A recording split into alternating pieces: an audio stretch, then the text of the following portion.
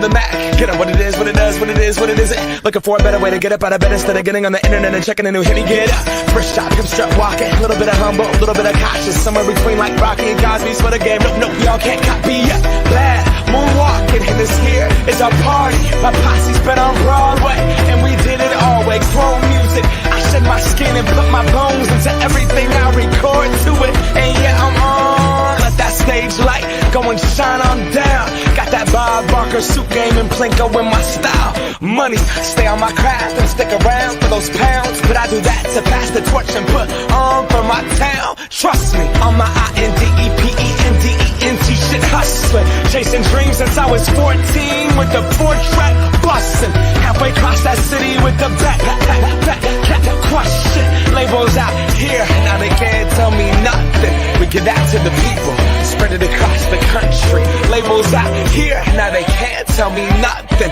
We give it to the people, spread it across the country. Here we go back, this is the moment, tonight is the night. We'll fight till it's over, so we put our hands up like the ceiling can't hold us. Like the ceiling can't hold us. Here we go back, this is the moment, tonight is the night. We'll fight till it's over, so we put our hands up like the ceiling can't hold us. Like the ceiling can't hold us. Now, can I kick it? Thank you, yeah, I'm so damn grateful. I grew up really wanna go fronts, but that's what you get when Wu-Tang raised you. Y'all can't stop me, go hard like I got an 808 in my heartbeat. And I'm eating at the beat like it gave a little speed to a great white shark on Shark Week. Raw, time to go off, gone, deuces goodbye. I got a world to see, and my girl, she wanna see Rome. Caesar make you a believer, nah, I never ever did it for a throne. That validation comes from giving it back to the people. Now, sing this song and it goes like, raise those hands, this is our party. We came here to live life like nobody was watching. I got my city right behind me. If I fall, they got me. Learn from that failure, gain humility, and then we keep marching. And we go back, this is the moment, tonight is the night. We'll fight till it's over, so we put our hands up like the ceiling can't hold us. Like the ceiling can't hold us. Go back, this is the moment, tonight is the night. We'll fight till it's over, so we put our hands up like the ceiling can't hold us. Like the ceiling can't hold us.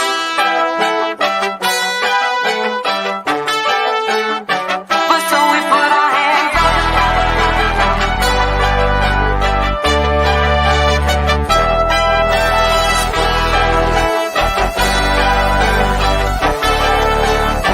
But so we put our hands up.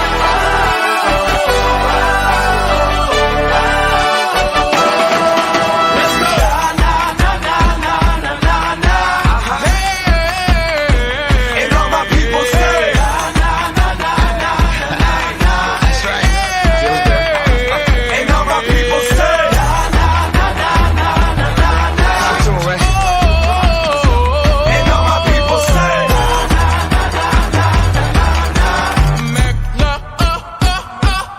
And we go back, this is the moment, tonight is the night. We'll fight till it's over, so we put our hands up like the ceiling can't hold us. Like the ceiling can't hold us. Go back, this is the moment, tonight is the night. We'll fight till it's over, so we put our hands up like the ceiling can't hold us.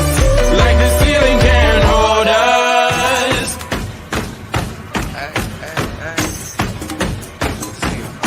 come on, let's go. Yeah, let's go.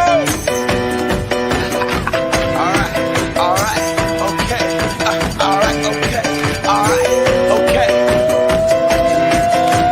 Return to the Mac, get up what it is, what it does, what it is, what it isn't. Looking for a better way to get up out of bed instead of getting on the internet and checking a new hit. Me get up, first shot, come strut walking. A little bit of humble, a little bit of cautious. Somewhere between like Rocky and Cosby's for the game. Nope, y'all can't copy yet. Bad moonwalking, and this here is our party. My posse's been on Broadway, and we did it always. Grown music, I shed my skin and put my bones into everything I record to it. And yeah, I'm on. Let that stage light go and shine on down. Got that Bob Barker suit game and Plinko in my style. Money, stay on my craft and stick around for those pounds. But I do that to pass the torch and put on for my town. Trust me, on my INDEPENDENT NT shit hustling. Chasing dreams since I was 14 with the 4-track bustin'. Halfway across that city with the back crush shit. Labels out here, now they can't tell me nothing.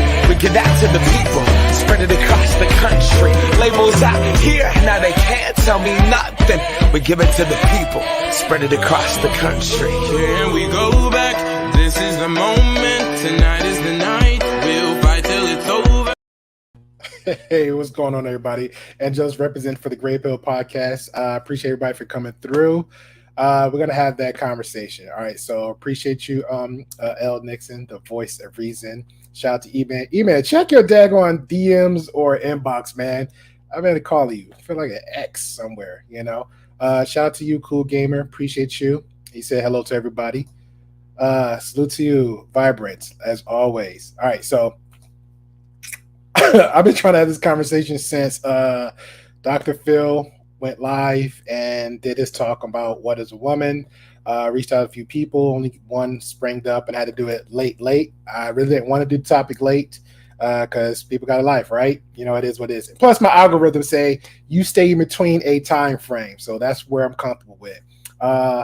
We had one guest, if anybody remember, had an interview with the lovely Miss Angela Redding. She was down to have this conversation, so shout out to her.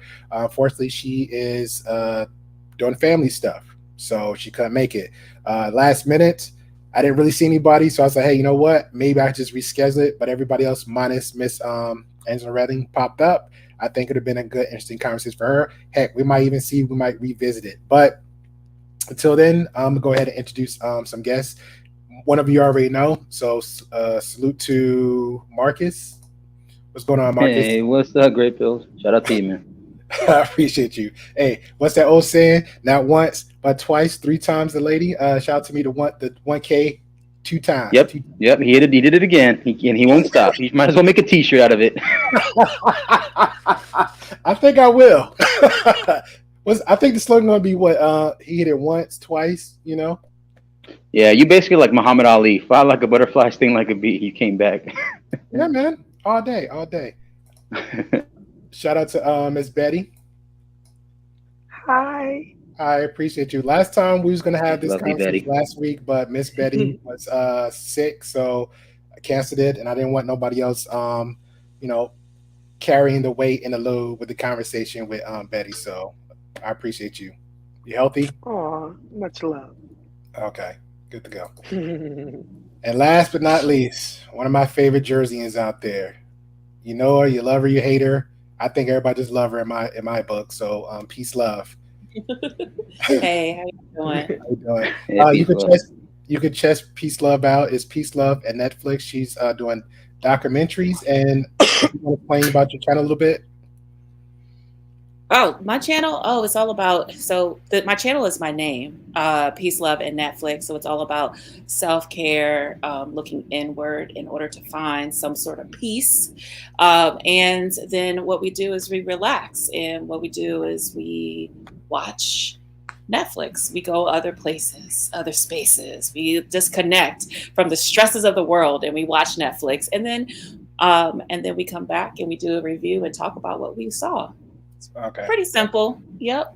Yeah, very simple. I enjoyed the last one, so I'm kind of greedy, so I might just went ahead to do my own for tomorrow. You're more than welcome if I decide to do it, so I'll let you know. Because actually, I saw something just today. I think it was Sins of a Mother.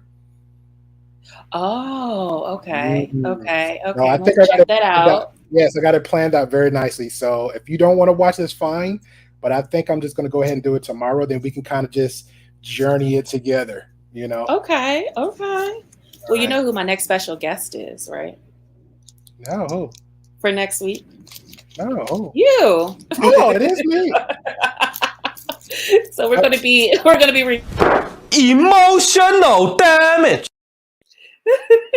reviewing Killer Sally. So I'm Oh, yeah. looking forward to that.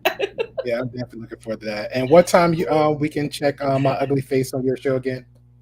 Okay, 9:00 p.m. Eastern Standard Time. Okay, cool. All right, and last but not least, Miss Lauren. I appreciate you, Miss Lauren, coming in. It's a very special guest coming in. I asked her last minute for her to come up, so she actually graced me with her presence. Saw earlier your content. I even saw some bickering, some other spaces, we dare not name. So I appreciate you actually coming on and having a conversation. So thank you.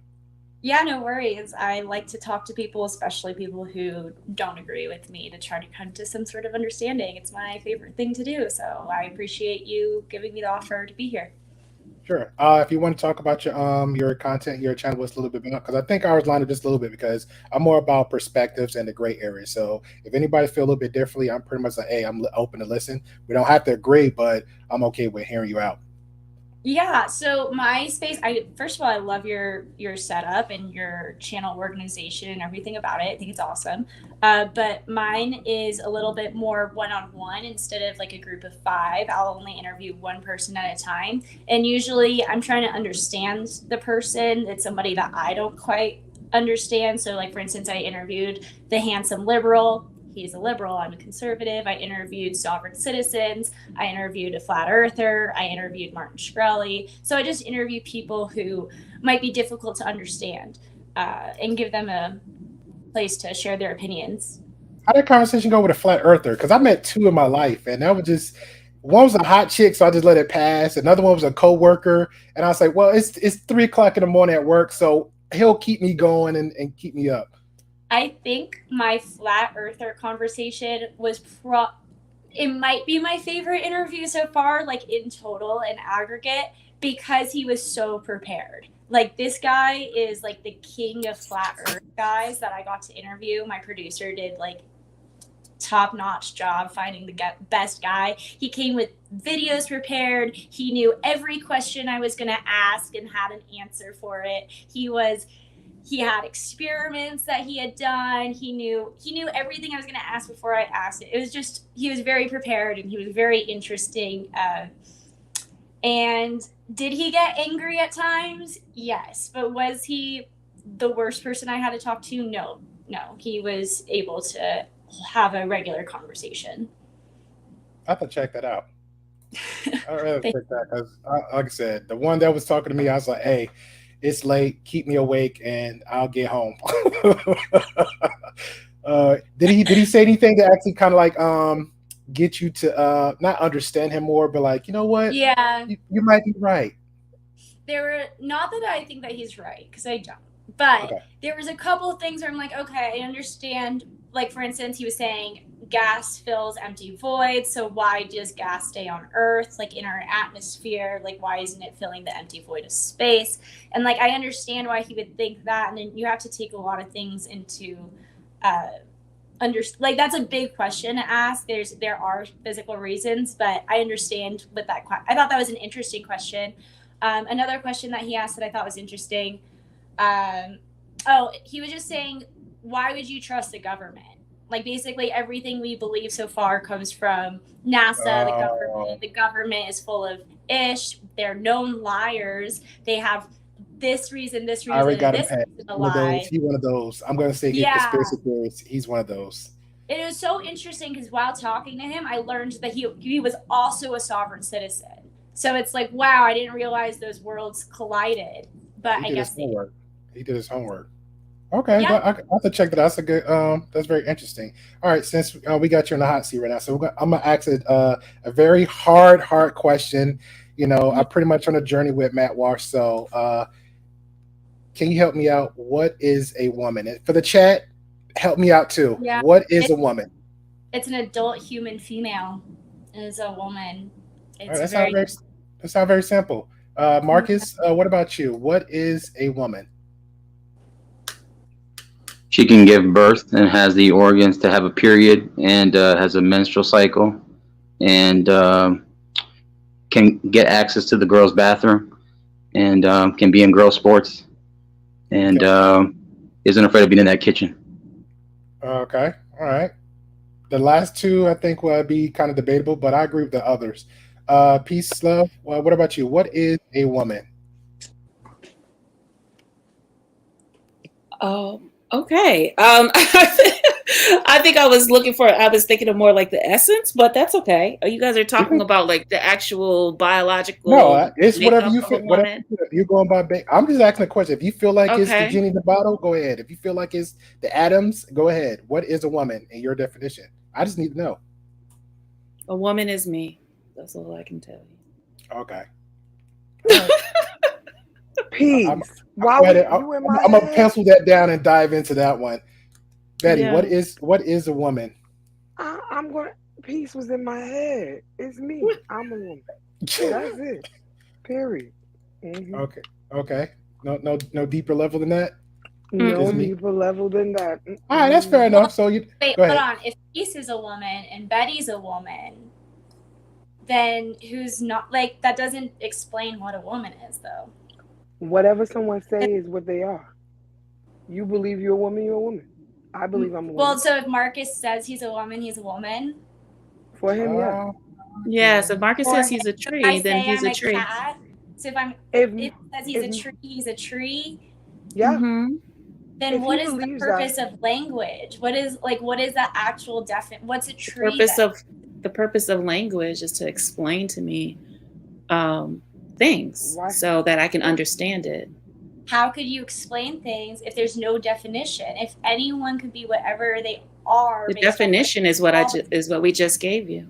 Me. No, you didn't give a. That's what my definition of a woman is. Your Me. definition of a woman is only you. So your definition is only you, and her definition is only her. So so you're the only woman in your universe, and she's the only woman in her universe. That's not what Of that course. translates to. Well, I'm No, gonna be honest. Peace, if we're talking about I identity, will agree. Oh, in my In universe? Yes. In my universe, yes, I agree with you. You're the only woman. Yes, I'm the only person in my universe. It's just me. That's it.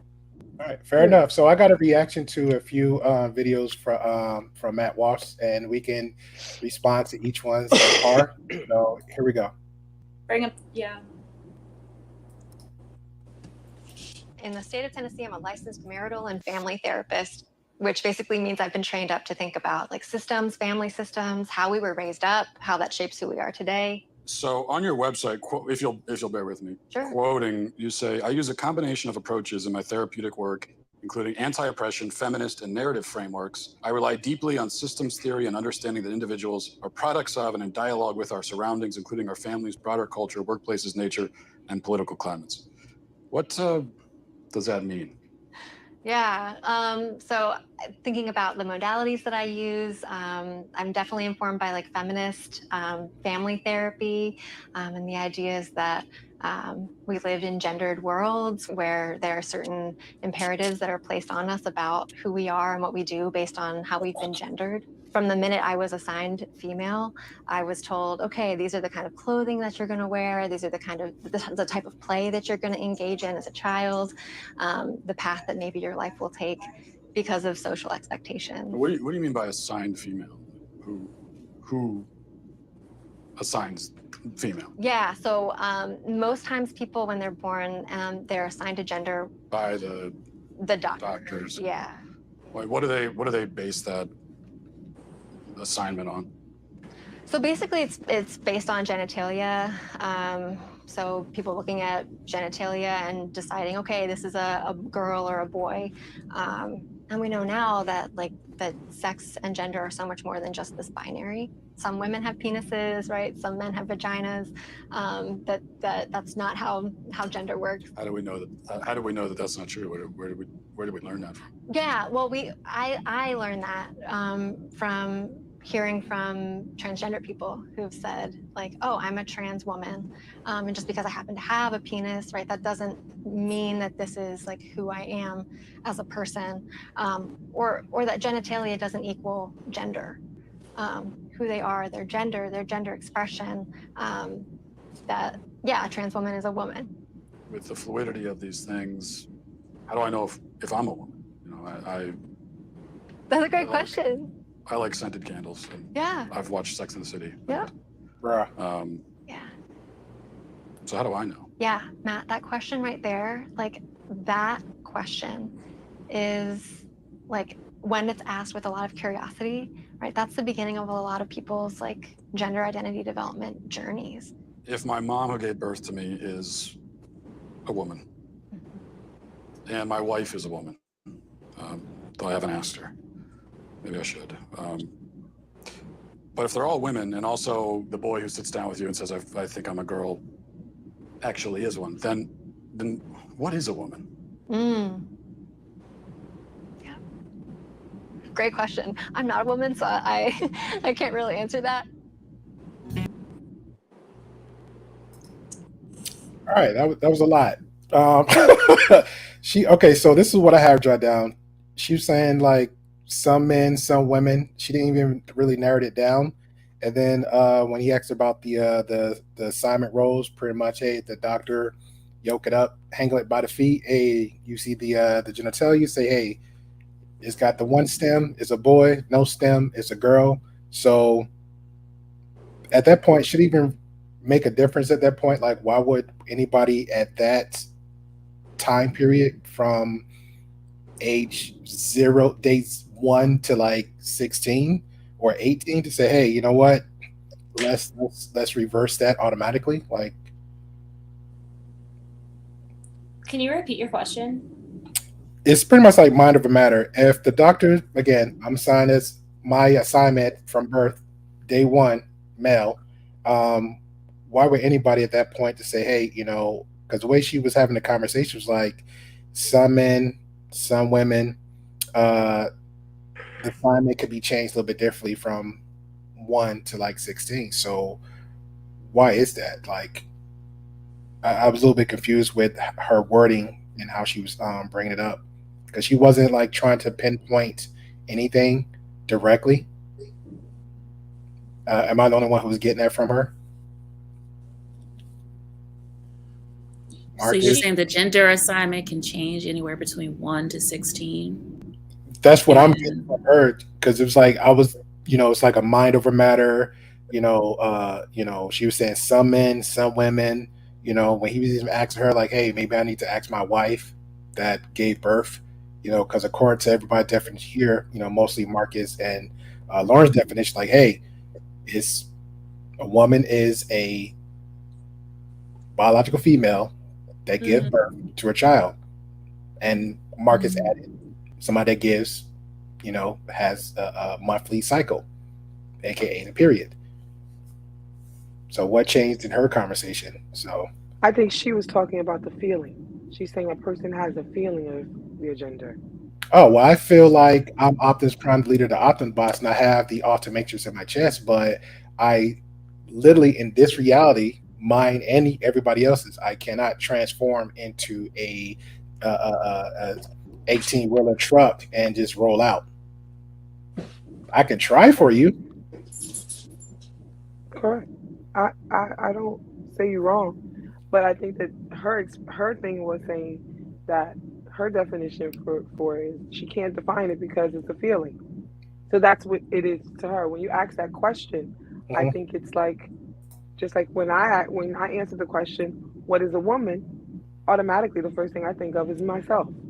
But that wasn't good enough. It's like I have to say, um, I felt like it was being asked that I need to explain what it means to be a woman by you know, should she have a vagina? Should she have a uterus? For me, that's not what defines it for me. For me, it's just me. But isn't that what society at this point goes by, even from earliest ages? Like it's like only one way than the other. It's like, hey, if you're a boy, these are the body parts you have. If you're a girl, these are the body parts you have. But at the same time, since we now live in modern world where it's like science, you could pretty much like a Mr. Potato and Legos and just match and match. So now the conversation is like, okay, well now if we can do that, I could take my body parts, stick them on Lauren's body parts. It's like, ta-da! You are still now you are a man, Lauren. So there's a reason why you asked each of us what the definition is, because everyone has a different definition of what it is to be a woman. Even if a doctor does assign a child to be, if they do assign a baby to be a female, that doesn't Pete, mean necessarily they can, as they grow up, they can give birth or they can Pete, have a period. okay.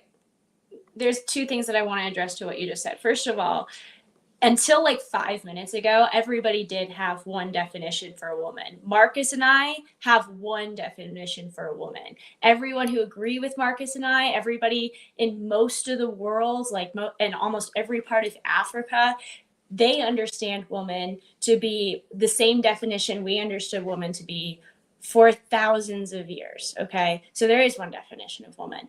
And then there was another thing that you said that I wanted to address.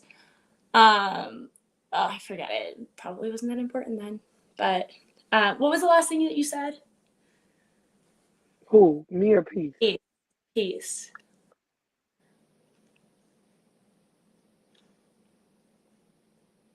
You said Yes. Raw. Yes. Now continue. Sorry, what was the last thing that you said? The last thing that I said? Yeah. I don't even know because I was cut off in mid-thought, but you can continue. I didn't mean to cut you off. I just was meaning to address the points that you were making. Are you good, Marcus? Did you have? Saying that everybody has a different definition for a woman, but that was literally the whole point of this entire series: is what is a woman? Woman has a definition. Woman has had a definition ever since the term was coined. Obviously, that's why there is a term. And yet now we live in this modern society where we're saying, well, no, not only does woman not have a definition, tree doesn't have a definition. Anyone could be. If I say I'm a tree, I'm a tree. If I say I'm a cat, I'm a cat. Nothing has a definition anymore. Okay, But what if I choose to believe that? What if I choose to believe in the modern one? What if I no longer want to believe that what I was brought up to believe? Because it's not just like all of Africa. Me and Peace, I can speak for Peace. We grew up. A boy is this way and a girl is this way. It was based on your genitalia. That's how we knew what your gender was. Now, what if now I change my mind and I say, I believe that if you say to me you're a woman and you look what I know to be, what I was raised to be as a man, I accept it. What's the problem? So now looks are important? So to have I'm to saying, look the part? So now it's no, not just no. Don't take, excuse me. Please do not take what I said. If you look as what I was brought up to believe is a man and you say to me you are a woman, what is wrong with me saying, okay, I believe that you're a woman? Because you're not. And there's reality. There's Why? objective reality. Because there's objective reality and there's truth. And truth reigns supreme under, being in part of humanity. We have to live in truths and in reality, and we have language so that we can understand each other. But it's my truth to believe reality. It's not your truth, my truth. There is a singular truth. That's what courts, the entire legal system is about. That's subjective. Truth. No. That's subjective. That's 2 plus 2 is going to be 4 for me. It's going to be 4 for you. It's 1 going to plus be 4 3. for Marcus. It's but going to be 1 4 plus for 3 the is 4 also. But 1 plus 3 is 1 plus 3 is 4. Yes, but 1 plus 4 3 plus is 0 is 4 for you. It's going to be 4 for me. It's going to be 4 for Marcus. So there's objective reality. So 2 plus 2 equaling 4. But my 1 plus point 3 in math is that you can do things in different ways and get and get the same result. So I'm saying this person is saying they may aesthetically look like what we have known a man to look like, and they call themselves a woman. That's their 2 plus 2. And me, this person can look like what I've brought up to know as a woman and say she's a woman. That's the 1 plus 3. It's about No. I said I'm only speaking visual because I can't see what's inside of them. I'm just gonna go by what I was brought up to believe, because you're taught things, right? You're taught that a boy is supposed to look like this. You're taught that a girl is supposed to look like this. I'm so taught now that I'm saying penis and a girl has a vagina. I'm saying I was taught this. I'm talking about me. So now I'm saying now I choose to no longer believe that, quote unquote, unlearn that, and I'm going by, well, this person says they're a woman. I respect that they're a woman. Okay, but I don't think that's a penis? That doesn't mean that I live in fantasy. That means can I say respect this person's truth. Yeah, I understand you two are having a conversation, but can I say something without getting cut off? Yeah, go ahead. Yes. Okay.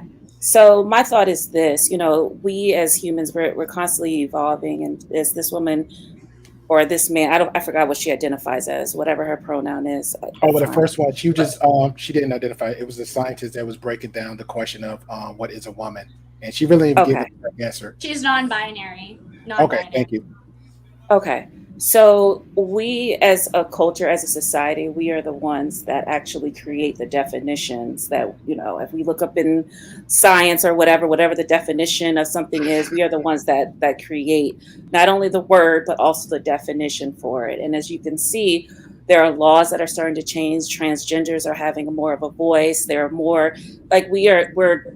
It's an evolution. Society is changing. It's growing. It's becoming more knowledgeable of all the different types of people that live in our world, and becoming a lot more accepting and learning that not everything is just so black and white. So with that said, like for example, and this is just a very simple example, for a long time, the word conversate wasn't a word that you would find into the dictionary, but it wasn't until people constantly kept saying it that Webster's Dictionary finally made the decision to say conversate is actually a word that can be added to the dictionary, right? You're supposed to say converse. But there are things that, so that's just like one example. We as a society, we're the ones that create the definitions of things. And as we evolve and as we move and as we can become more sensitive to how people identify and move through this world, the definition of a woman is going to change. Just like this woman that we just saw. I know it's hard for you, Lauren, but please let me finish. Then what's the definition? If you're going to change the definition, then what is it? You have to have a definition. We at least had a definition. Now the Democrats are like, no definition. A woman is when I'm a woman, then I get Gray to pill. say, I'm not really good with combative type Peace, of. peace, hold your mule. Hold your mule, peace. Yeah, we're going around. It's all good. Peace. Okay. I love you. I love you dearly. Hold on. So let me ask you a question, Lauren. I'm going to put this to you really bluntly and plainly, right? So for you, if a woman has a vagina, that's a woman, right? Because it has two X chromosomes, right? And has a vagina. Now, I understand sometimes people can be born with defects. You can have problems with your uterus that can make you unable to give birth. That doesn't make you not a woman. It's kind of like saying, like let's equate it like this. If a woman is a bicycle and a man is a table, okay? If a bicycle is supposed to be able to ride on it, you're supposed to be able to go pedal it, whatever. Now, let's say your bike loses a pedal and a wheel. That doesn't make it a table. It just makes it a bicycle with some missing parts, okay? Right. So, okay, hold on. So now if the bicycle and the table, right? So if a woman has two X chromosomes and then she can't have children, does that make her any less of a woman? Like I just said, it's just like a broken bicycle. She's still a bicycle. Okay. She's still a woman. She just can't have kids. Now, are you a geneticist? Are you running around pulling blood work on every single person? Or are you going by... Are you pulling blood work on every person? No, darling. Your argument is a double X chromosome. So, I mean, all that sassy is cute. It's cute. I like it. I keep that energy. But the point is, if you're not running around pulling blood work on people, what you're doing as a human being is assigning people a gender based on their visual presentation, because the only true way to determine someone's natural born, gender is by actually doing a test on their blood to see what their chromosomal pattern gives in DNA. So you're saying if some man can confuse me by dressing up like a woman and appearing like a woman, that makes them a woman? No, what I'm telling you is if some man takes an excessive amount of estrogen and his facial features soften and he presents as a woman, and he has breasts and a vagina and he's dressed really great, then therefore he's a woman. Just like if some woman decided that she wanted to take, testosterone and she wanted to have a reduction and she doesn't have breasts anymore, she now has pecs and she has a penis, she's now a man. Visually, make a bicycle look like a table or a table look like a bicycle. It doesn't make the bicycle a table. It doesn't make the table a bicycle. Well, I mean, I didn't want to debunk your analogy, but since you keep going there, I'm going to have to. If you Go. take apart a table, right? Because there's plenty of people that do interior design, refabbing houses and different things like that. And they actually do take bicycles, deconstruct them, and turn them into tables. They actually have taken tables, deconstructed them, and turned them into bicycles. So therefore, it still has functionality. I mean, I get your perspective. And you don't have to do like that condescending smile. It's very dismissive Like and this whole disrespectful. thing is But at so the end of the day, at the end of the day, right? Everybody's a Mhm. human being. And you, I can guarantee, don't know the majority of people's names that you walk past every day. You're making assumptions with confirmation bias based on what you see. You don't know what if who you're looking at is a man or a woman, especially when androgyny is a major part This is of series of culture. arguments. This is a litany of straw man. You've made like 3 in a row, and it's I don't feel No, what it is No, fact. And you and have if your you want when perspective I and you're made closed-minded, and it's okay. And you've been up here no, and you've when been cutting I people made off and you've the been being real sassy. And I don't think that's really great when we're trying to no, have a my question to conversation. Don't do I'm that. gonna, That's you know Go what? tactful. ahead, Betty. I'm not the statistic person. I'm just the average woman. I made the statement by saying to you what I have grown up to believe aesthetically look like a man, and they say to me that they're a woman. And your thing was to me is, well, how am I supposed to know they're a woman? My question to you is, if you're not pulling their blood work, how do you know they're not a woman? Okay. So my question to you is, how do you know You're they're not a asking woman? 2 different questions, and you Then want me answer to both. give one. Okay. Then answer So both. there's 2 questions. So let me tell you what the 2 questions are. One, is there different, not like, an are man and women different and definable? And then 2, can you be able to look at a person and determine You're their asking me. Hold on. So those are the You're 2 different questions you're asking me No, to no, that's not what I asked. That's what you paraphrased it to be, but that's not what I just asked you.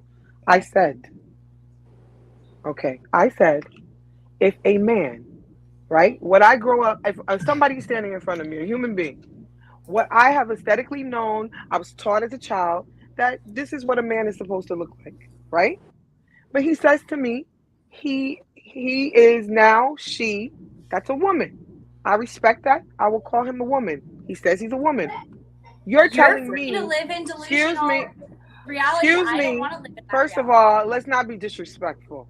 Yeah, let her finish. 'Cause I Number want to one. chime in on that one too. Number one, I allow you to speak. Everybody, I have a nasty habit of talking over people, but today I'm trying to be very good. Okay, so my question, I said, I respect him for saying that he's no longer he. It's a she. I got to work on that. Okay, that's a woman. And you said to me, well, I'm only going by looks. But what are you going No, by? I didn't say only going Yes, by you did. Excuse me. We could rewind this tape like Yes. they do in the Real Housewives. We could rewind the tape. You said to feel me, free. Feel free. excuse me. You said to me, well, what you're only going by what they look like. No, I'm going by what they said. And then you said I'm living in fantasy. You said I'm delusional. And I said to you, what makes you not delusional? Okay, because I'm basing things. I based wonder on- if she's ever slept with a man and thought it was a man and it was really a woman. No, I'm See, sorry, let me Robbie. stop. Let me be nice. The problem is because you think that you are part of a majority, you think your majority is the truth. That's not necessarily true. No, I think she's going because I'm going based off science and I'm going based off logic. Just because someone tells me they're a woman, people are capable of lying. But things change. Okay, but you things cannot change. change your gender. You cannot change your gender. You can. I would think the whole transsexual community would beg to disagree with you. There's a whole bunch of doctors who make millions of dollars. They do make because money. They do make millions. They make millions of Yes, dollars. Mm-hmm. That say the that they surgery can. effect is called gender There are reassignment. Millions of dollars off this delusion. They do. You're absolutely right. There's And they made millions of dollars off the opiate industry, and they made millions of dollars. How about this right here? Hold on. Doctors are not Hold great. on. What about this? Crap. Damn. Now I'm on peace love mindset. Now I just had a brain fart. All right. This is why I got a pen and paper. I got to start using it. All right. So we I mentioned. feel oppressed, by the way. It's all good. You got popcorn in the back. What you doing? So we mentioned about the assignments and what we see optically, because I think that's where Betty's coming from on that point, just a little bit on optics. So, and Lauren's talking about, hey, well, even if I get a man in bed or men or he, they, she, whatever at that point happens, that's a deception. That's a delusion where I'm not comfortable with. So to be fair, I think that person should let me know up front. Now, if you identify, and I'm speaking for me on this one, if I do not agree with it, I don't agree with it. But I'm going to accept what you say that you are, but I'm going to continue moving. Now, I will say this, just to be fair, for just argument's sake, if I throw you in the bus, because everybody seems just want to throw you in the bus. If Lauren come to me and say, hey, I identify as a man, okay, it is what it is. I'm not going to still continue dating you because I'm just not gay. I just don't, I'm not That's attracted. your preference. Yeah, that is a preference, but I'm not attracted. Are you going to keep telling her that she's a woman? Oh, no, I'm not doing that. Here's my issue. Then you're delusional. Because she's still a woman. You're supposed to tell her that she's still a woman. No, you're not a man. You're a woman. That's what Lauren she got John Mariah Carey. You delusional. Shut up, Mark. You go eat your popcorn. You ain't gonna say nothing now. So even if she, I was gonna say something, but everybody was like talking, so I'm basking in the ambience. I'll let you speak out this because I'm gonna let Rod go. So even if she got John Willie hanging between the legs and she's still saying that she's a woman. Yes, according to Lauren, you're supposed to tell her she's a woman. No, I think Lauren was saying the opposite. She's going by the science. She said no. Raw is going by the science. She's saying yes. It's still a woman. The person is still a woman, even if they have a penis. If they were naturally born a woman, so you should sleep with him, her, they. No, I said if somebody no, like for instance, if I were born a man, but I appear the way I do now, I would be a man. If I had a penis, that is exactly what Rob B is. She's agreeing with you. She said the same thing. She's saying to him, let me try to do this, okay? She's saying that if Grey Pill was with you and you aesthetically look like a man now, but you were born a woman, Grey Pill is supposed to address you as a woman, even though you identify as a man. Okay, sure. And present as a man. Because you are going by assignment at birth. Am I incorrect? Okay, are you going by? So yeah, I will say this again. Robbie said, but Grey Pill is saying no. He's going to go by what you identify. He's saying if you identify as a man, even if he agree or not, he will respect you and say, okay, you identify as a man, even though you were assigned as a woman from birth. Okay, am I incorrect, people? Yeah, that's what I'm saying. I think we're only agreeing. Yeah. I got this. Today right, cool. I'm here. Marcus. And let's be very clear for the scientific aspect of it all, to keep, journalistic integrity. Hermaphrodites actually create both gametes. And they have XX and XY. She calls them defects. Hold on. They're defects. They're defects. Oh, okay. Let me go back. What percentage of the I remember. What percentage of the population do they make I up? don't care. It was 0.00001. It doesn't matter. You have one definition of what a woman is, so we can't get into what percentage of the population. You were very clear. You said there's only one definition of a woman, right? There is. So let's not get into what the percentage of the population. There's only one. It feel good, does it? Oh my God! It could. The number it doesn't feel good, does it? Just because the number is less than 1, it doesn't make it less significant that it exists. It's something that and it's not delusional. It's not delusional to believe that this doesn't exist. Science has proven that this and exists. It's not. And it's not 1%. It's that.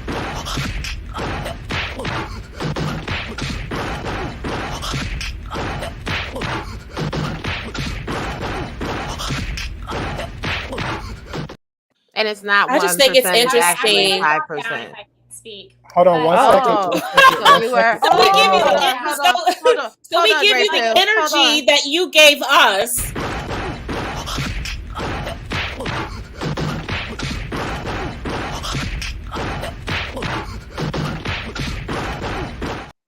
I literally can't. Hold on, the energy that you gave us. Okay, time. Lauren, hold on. Lauren. All right. Never. Okay. We're good. We're gonna go one at a time. I do not want to put a timer on nobody, and for me to even say that is retarded. Also, let me just play devil's advocate on the chat real quick. I'll break one of my rules. Mandrell, stay active in the DM, sir. Stay active anywhere on Great Pill Podcast, sir. All right. We asking for links and stuff. I barely see anybody in Great Pill, chat. I feel like for this panel, you will need to do a timer, I think I unfortunately. will. I think I will. Yes, I mean, Yes. I'm gonna just say this real quick, and I'm Can gonna I be quick just say about it. something? So I can. Yeah, we're gonna let prepare. Robbie, and then Can I we're finish my sentence? gonna let I have- Robbie go. We're gonna let Robbie go. Yeah. And then we're gonna let Lauren, and then we'll go from there. Do I need to put a timer? Nah, it's not. Yes. It's not for me. Maybe for All right, her. we got Not for one me. yes. We got two For yes. her.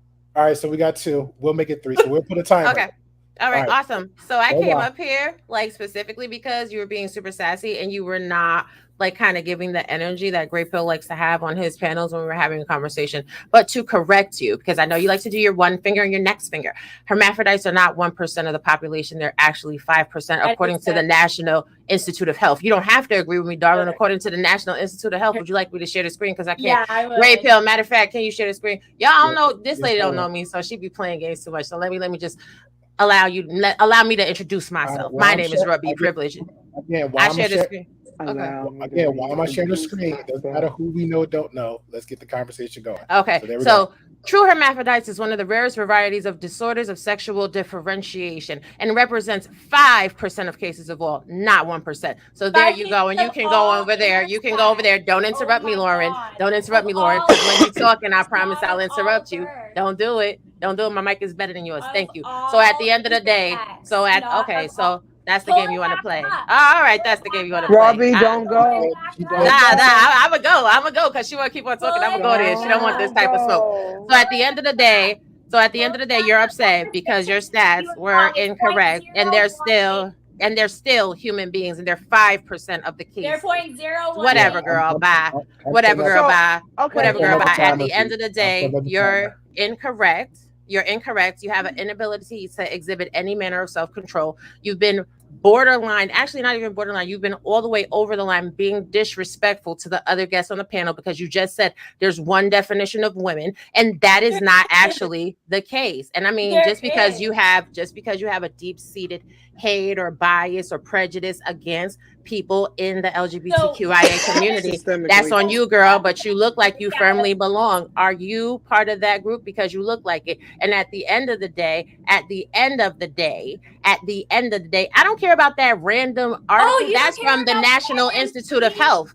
That's from the National Institute of Health, darling. I use verifiable articles. I'm going to go ahead and drop that in the link so that everybody can go ahead and look at it for themselves. See, we look at the National Institute of Health. You got the game twisted. Are you okay? Pull it up, girl. Oh, I already did. And the link is in the chat. Like, you got the game twisted. You have the game all the way twisted. And I see you want to turn up, but at the end of the day, darling, get your microphone game better. Get your equipment better if you're trying to turn up on people, because it doesn't work over here. You're wrong and you're rude. Period. Well, you're wrong. The facts. Okay, whatever. And you still talking while other people are talking. So clearly you need, chat and panel etiquette lessons. And guess what? My sisters over here is real quiet. Great Pill being real quiet. And they let you be up on this panel acting a whole damn donkey. And I came up here just so you can learn a lesson on today. You're not even worthy of me putting my camera on. Look at you shaking your neck and acting a whole donkey because your feelings is hurt. Because your feelings are hurt. No, I'm very much focused on the topic. You just can't take it because you're being debunked, and it's okay. It's okay. It's okay, Lauren. And did I hear that you actually attacked somebody because somebody in the chat said that you put your hands on somebody in New York City? Wow, honey. Wow. Great Pill, can you highlight that comment? Let me go back to it so you can see it. I'm not like, girl, bye. Okay. Girl. You're just gonna girl, I'm not making up shit. It's right in the damn. It's right in the damn chat. Don't be mad.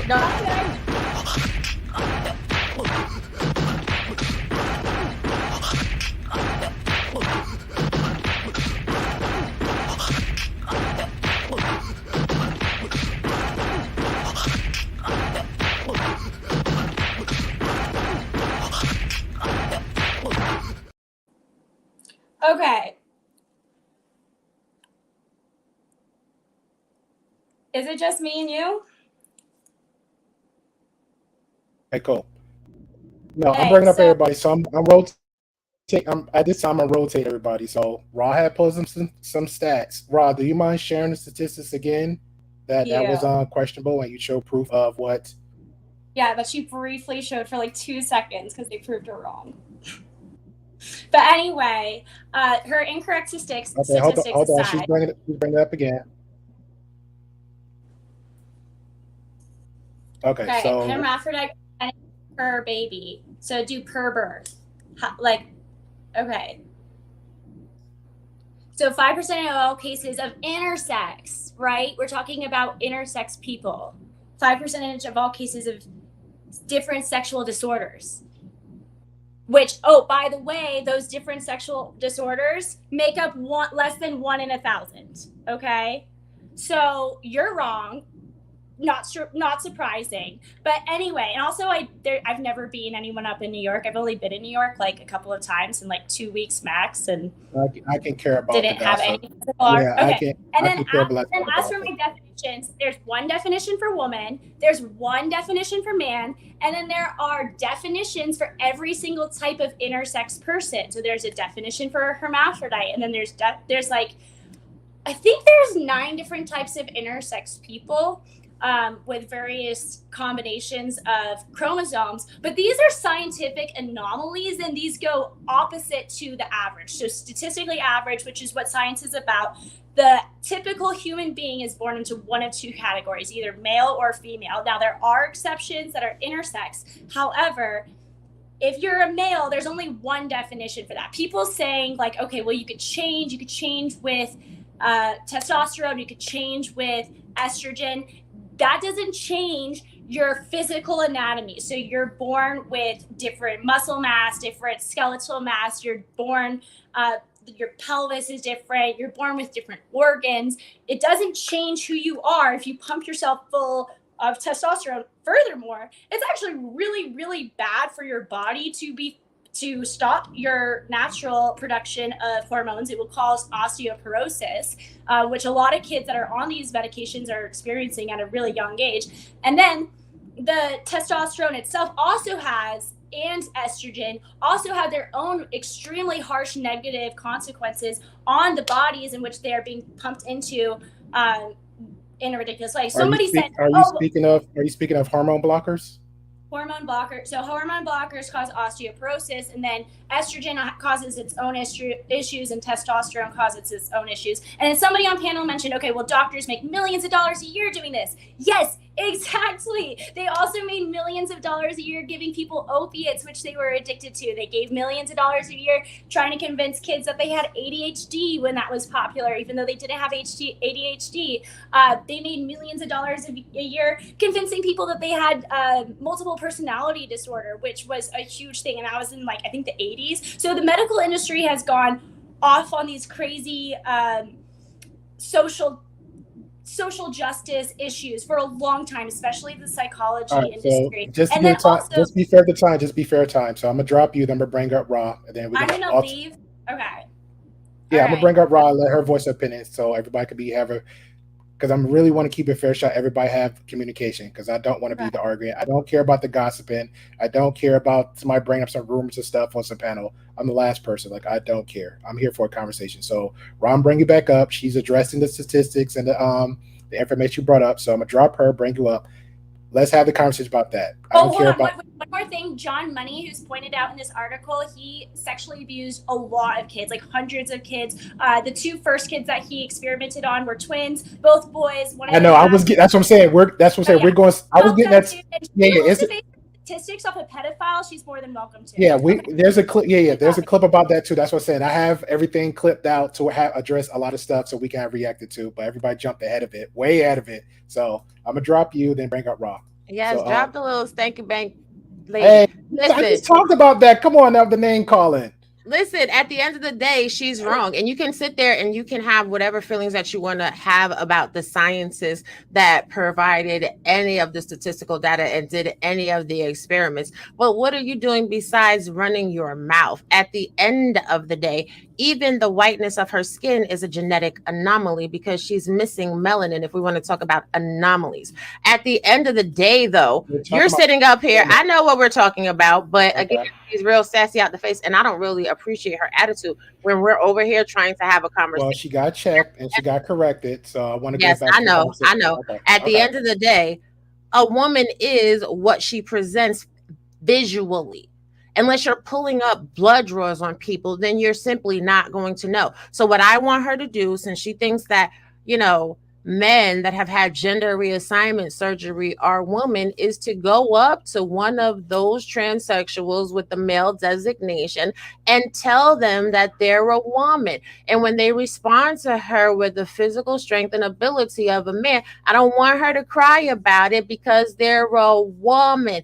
At the end of the day, like, this is the stuff that is utterly ridiculous in our culture. And she's really making Republicans look bad because she's trying to put politics into the situation.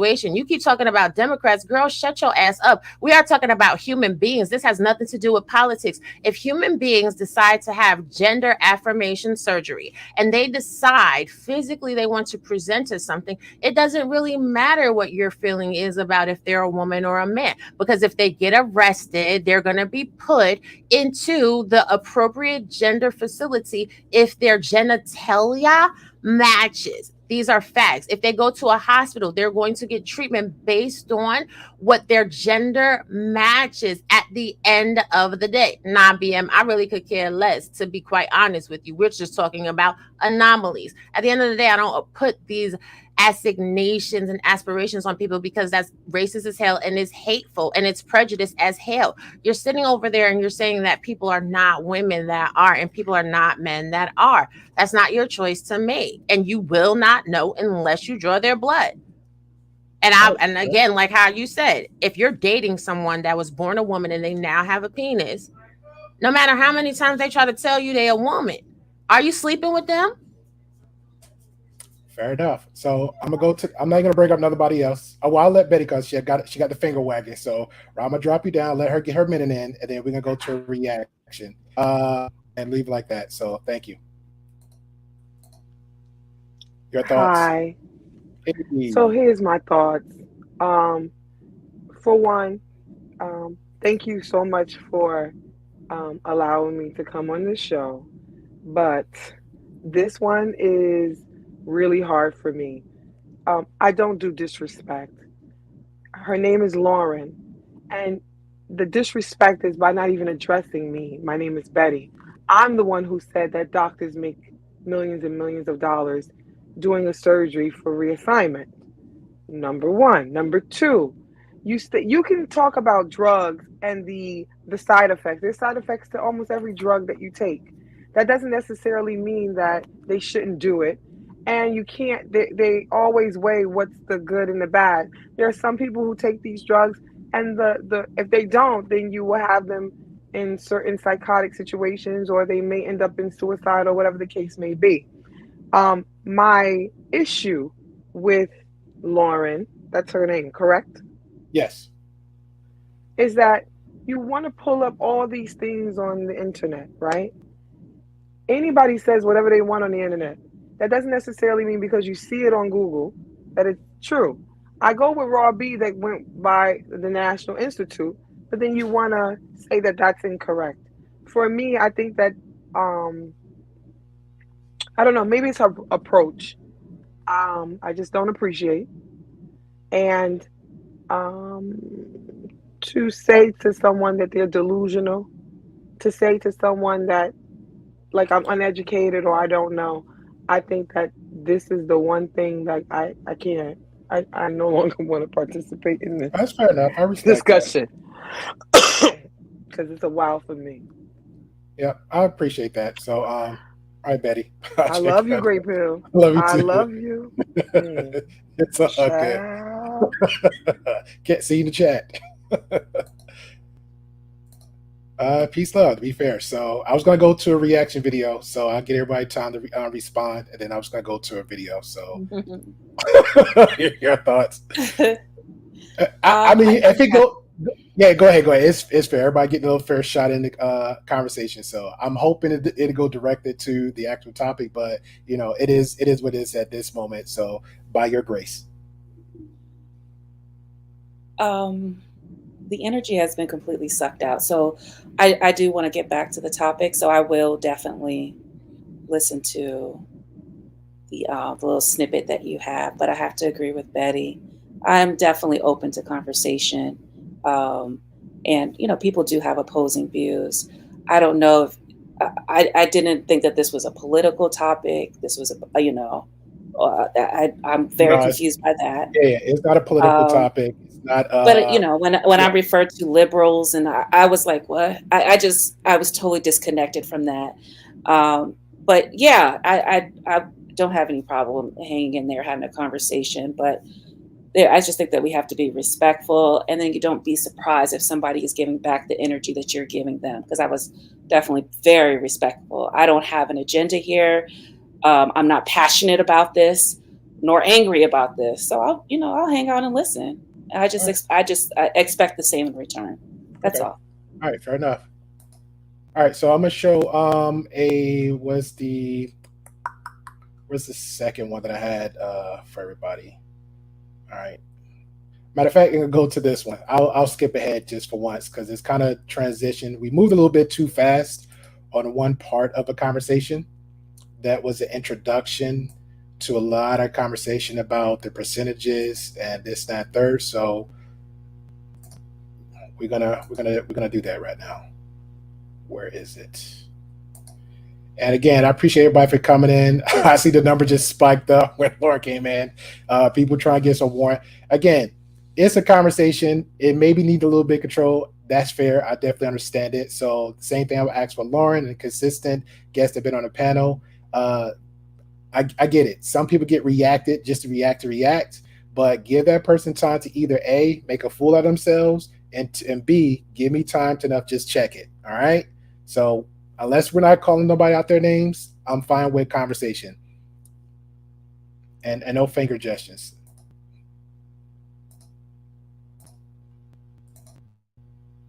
All right, so we're gonna bring everybody up so we can watch the reaction.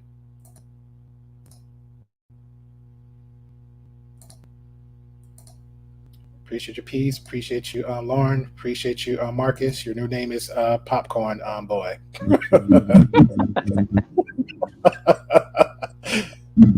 I identify as popcorn now. Kids about this stuff at such a young age. So I'll answer that with one word: Kinsey. Kinsey was a social reformer. He wanted to rid society of Judeo-Christian values when it came to sexuality. And he worked very hard to do that, and I would say he succeeded. Kinsey would be very happy with our culture today. His idea was that children are sexual from birth, that we're all inherently sexual creatures from cradle to grave. He believed that true happiness is found in a life of perverse sexual experimentation, no matter the age. What came out is that his research was fraudulent. Kinsey based his fraudulent conclusions on data he collected from convicted sex offenders and child molesters. His research was conducted in prisons, not everyday America. He also performed horrific sexual experiments on children, some under the age of 1. His most influential book, Sexual Behavior in the Human Male, contains an infamous chart called Table 34, which documents the orgasms of very young kids, including babies as young as 5 months old. But instead of suffering the consequences for his heinous actions, he was and still is celebrated by academia and Hollywood. His ideas form the foundation for sexual education in public schools today. How do we get from this to you can choose your own gender? Okay, well, now we have another very important character, and his name was John Money. John Money was a psychologist and professor at Johns Hopkins University. Gender ideology was his brainchild. In fact, he coined the terms gender identity and gender roles. And according to Money, babies are gender neutral at birth, and ultimately environment determines whether a person is a man or a woman. Money was telling the world about his theory that a boy could be raised as a girl and do just fine, and vice versa. And so Money tried out his theory on 2 young twin boys, the Reimer twins. When the twins were 8 months old and they went to be circumcised, the first twin, whose name was Bruce, something went wrong with the machinery and his penis was burnt off. They stopped and didn't do a second circumcision on the other twin, as you might imagine. And the parents, of course, didn't know what to do. How are they going to raise this child? John Money convinced Bruce's parents to transition him into a girl.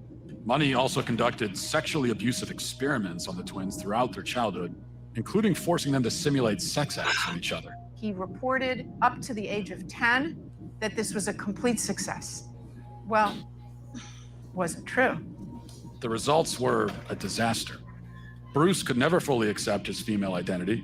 Eventually, his parents told him the truth, and he chose to transition back to a boy, taking the name David. As an adult, David spoke out about the abuse and the damage done to him by John Money. The girls would do their things with their Barbies and things like that, and that wouldn't interest me.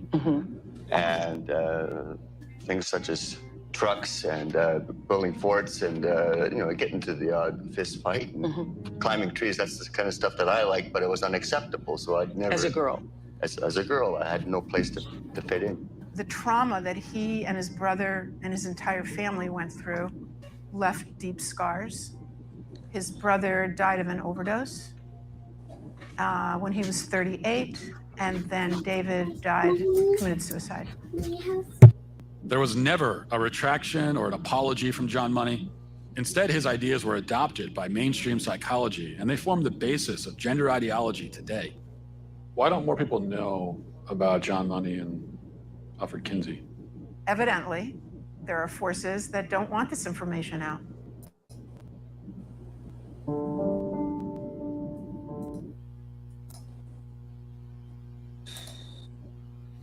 All right, so based on that, I keep blocking my ugly face. So we'll go around the block with Marcus, Peace, Lauren, and Ross. So based on that information with John Money and the other very disgusting human being, any thoughts on that, Marcus?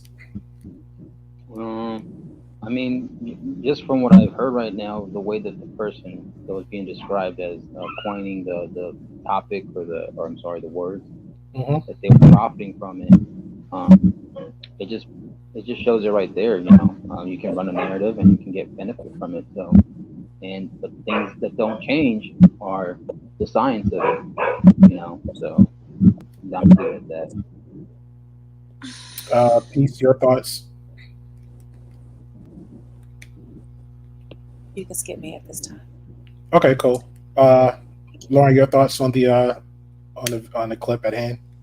Well, we know that that's the basis of gender theory today. We know that that has been, like, if you study academia, if you study any of the psychology in these experiments, you would know that that has been a huge influence on why people think that we don't have a definition of woman anymore.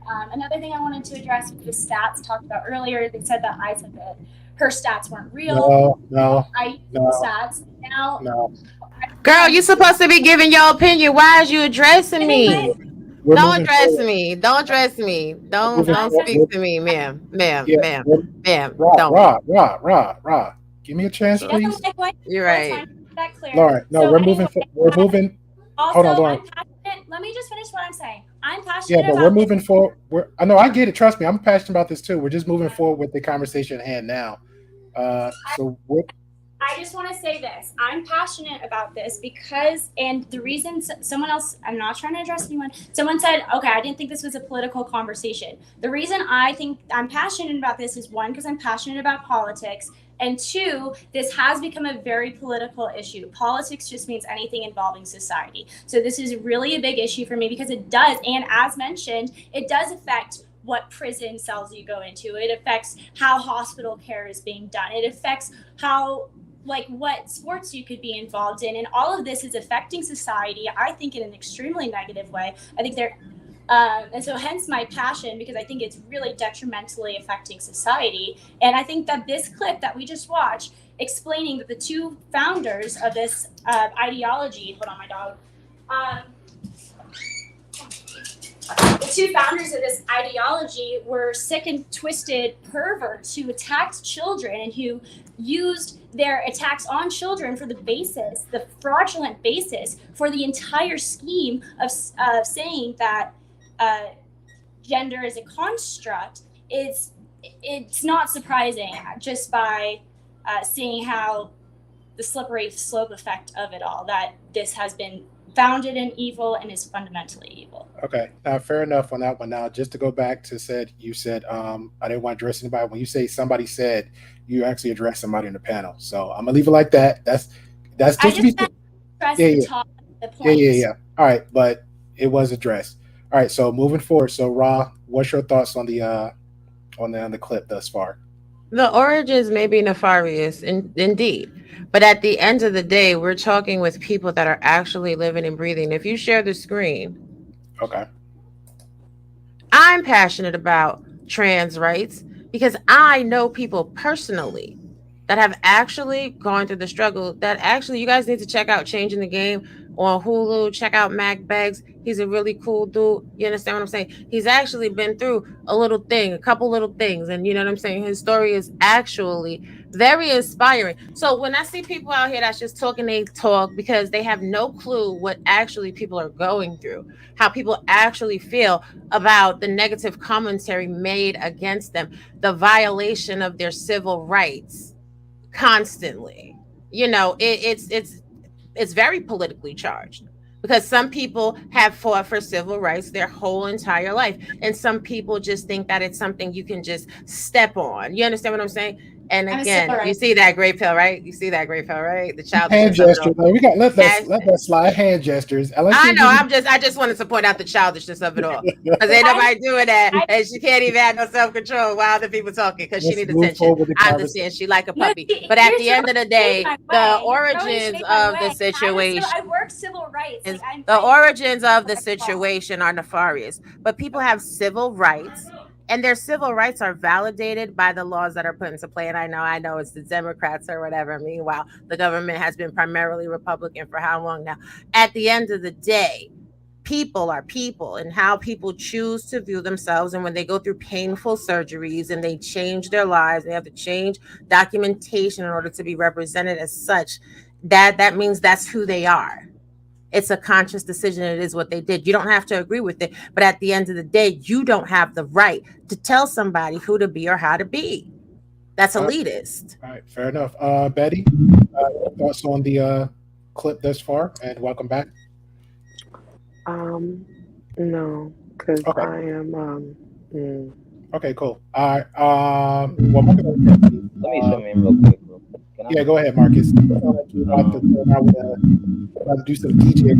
Yeah. No, I just wanted to say, like, it's kind of like that saying, right? The method of trying to fit a square into a circular hole, or vice versa.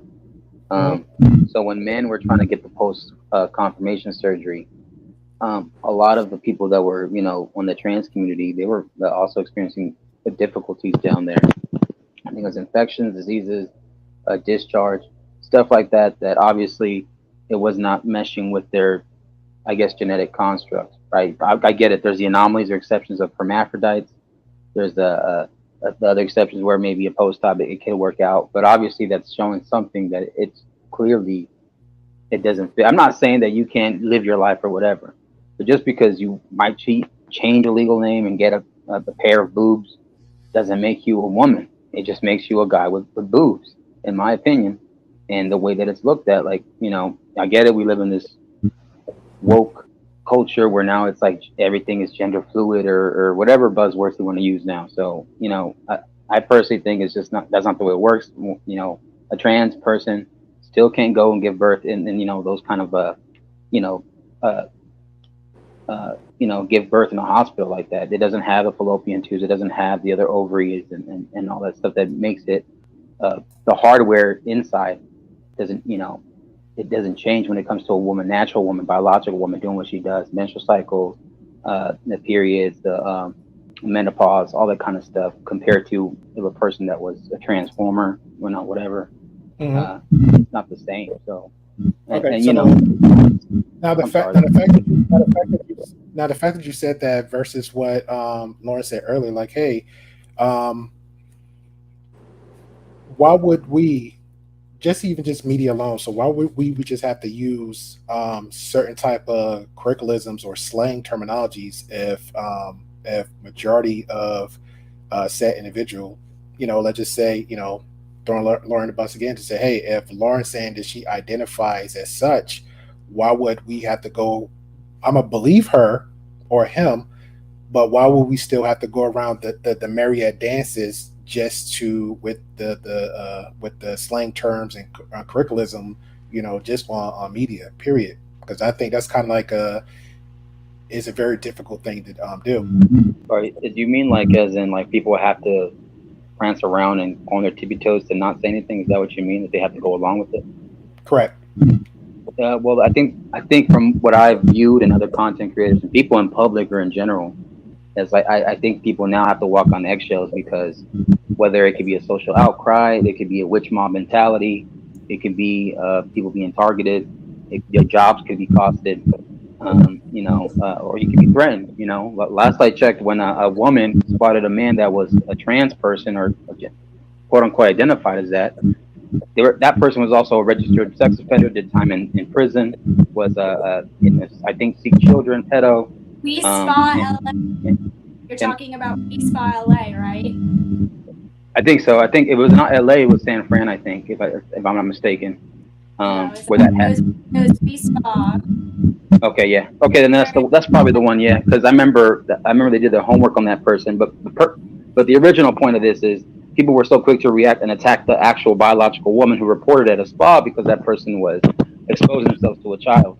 That we run the narrative now that it's because they identify as a woman that they can be in certain places, feel free to do certain things that a biological woman can do or be comfortable at her spa or whatever they can do in their private sector, in their bathroom, the locker rooms, etc. And I think that's an issue because now we're on that line now. There was another person who was trans, who was a Transformers Decepticon that was in prison, and they raped 2 women that were biological women. They got pregnant. Mm-hmm. And now that person is facing charges. They don't know and they said that people that are doing that now, they're going to have to go back to biological men's prison because of things like that. So, don't forget the cheerleading story too about the cheerleader who got beat up. Right. But I'm really. I'll let you go, Betty. I don't want to. I'm gonna pin this question up for you. Off. Hold on, we're not gonna get off. I'll let you go, then I'm gonna move to the next clip. Kenan, I'm gonna pin this question for like later because I'm about solutions too, and we'll address that one at a time. So thank you, Kenan. Go ahead, Betty, and then we'll go straight to clip. I just want to say that at the end of the day, we need to be respectful. Marcus, I'm never like your enemy, but I don't like the way that if people identify as a certain thing, we need to be respectful. So calling them Decepticons and all that type of stuff, I don't appreciate. That's what, Marcus, I got you. Use whatever language he wants. Excuse me, Lauren. Oh my God! You cannot tell me. Mouth shut while other people talking. Hold on. First of all, I'm from a certain area, and I'm trying to act like I'm from that area. She lacks emotional. I'm trying to really act. Intelligence. You lack any. One second. You just said I'm sorry, but this degree. It's fine. Peace. Is that I'm looking at tells me the complete opposite. So I'm sorry. I'm sorry, Peace. So this is what I'm going to say. Yes. I feel that this could have been a very productive discussion. I feel that Lauren, it has been very well read, and there's a lot that. Yes, I am very well read. Yes, I am. Oh my gosh, shut up. That's not what she said. Grey Pill, invite me on the next one. Everyone have a good night. Good night, Thank you. All right, so Marcus, mute your mic. Betty, hold on. I'm responding to Betty to what she said. I still never said. Hold on, let me. Yeah, let no, me go finish ahead. My thought. No, don't cut off. I said that I don't. I personally don't want to be a part of anything that is going to be disrespectful to. Excuse me, Lauren. Mm-hmm. That is disrespectful to any group of people that identify as something. Because at the end of the day, hold on. At the end of the day, there are white people who identify as black. We don't say anything about that. There was that whole NAACP. Oh, we want to go there? Rachel Dolezal, we said a shit ton about her. Excuse me. We said a lot about her. My thing is, do you think I'm deaf? I don't suffer from hard of hearing. You don't have to Laura, scream at let her me. finish because I want to respond to My her. point is, if from like P said, you are extremely disrespectful to call someone non-intelligent, to call someone delusional, when at the end of the day, the only person that's showing those type of things are you. I don't think that it's fair. Then why can't you Don't talk about you even. You're only talking Don't about you me. Just even. focus on the Do topic. not even. Oh my god. Don't tell me what to do when you yourself can't do it. You're trying to tell When you Marcus do it, how to speak. since you Don't want to use be the deceptive leader, words. you Don't know use those what, terms. honey? Don't Since call you them want to be the leader, transformers. I want you to use they law say and if language. you I want to want be you the to use leader, proper first of pronouns. all, I want first you of to do all, what I say. Are you let's gonna talk sit there about. and try and overtalk her? Now I was trying to be quiet and let you live. I done told you your microphone is literally not loud enough. I will have you screaming all you want to and losing your entire voice. And I promise you, I'll just sit here making noise I and don't want to nobody be will hear you. disrespectful. I'm trying my very best to not You're be. being respectful. Girl, shut up, I'm Lauren. All right, trying very much I'm to going back not around the be room again with the dropping. I'll disrespectful. bring it back up. I'm trying to be very, very much not I'm gonna bring you back disrespectful up, to Lauren and you Marcus. as much as you've been disrespectful to me.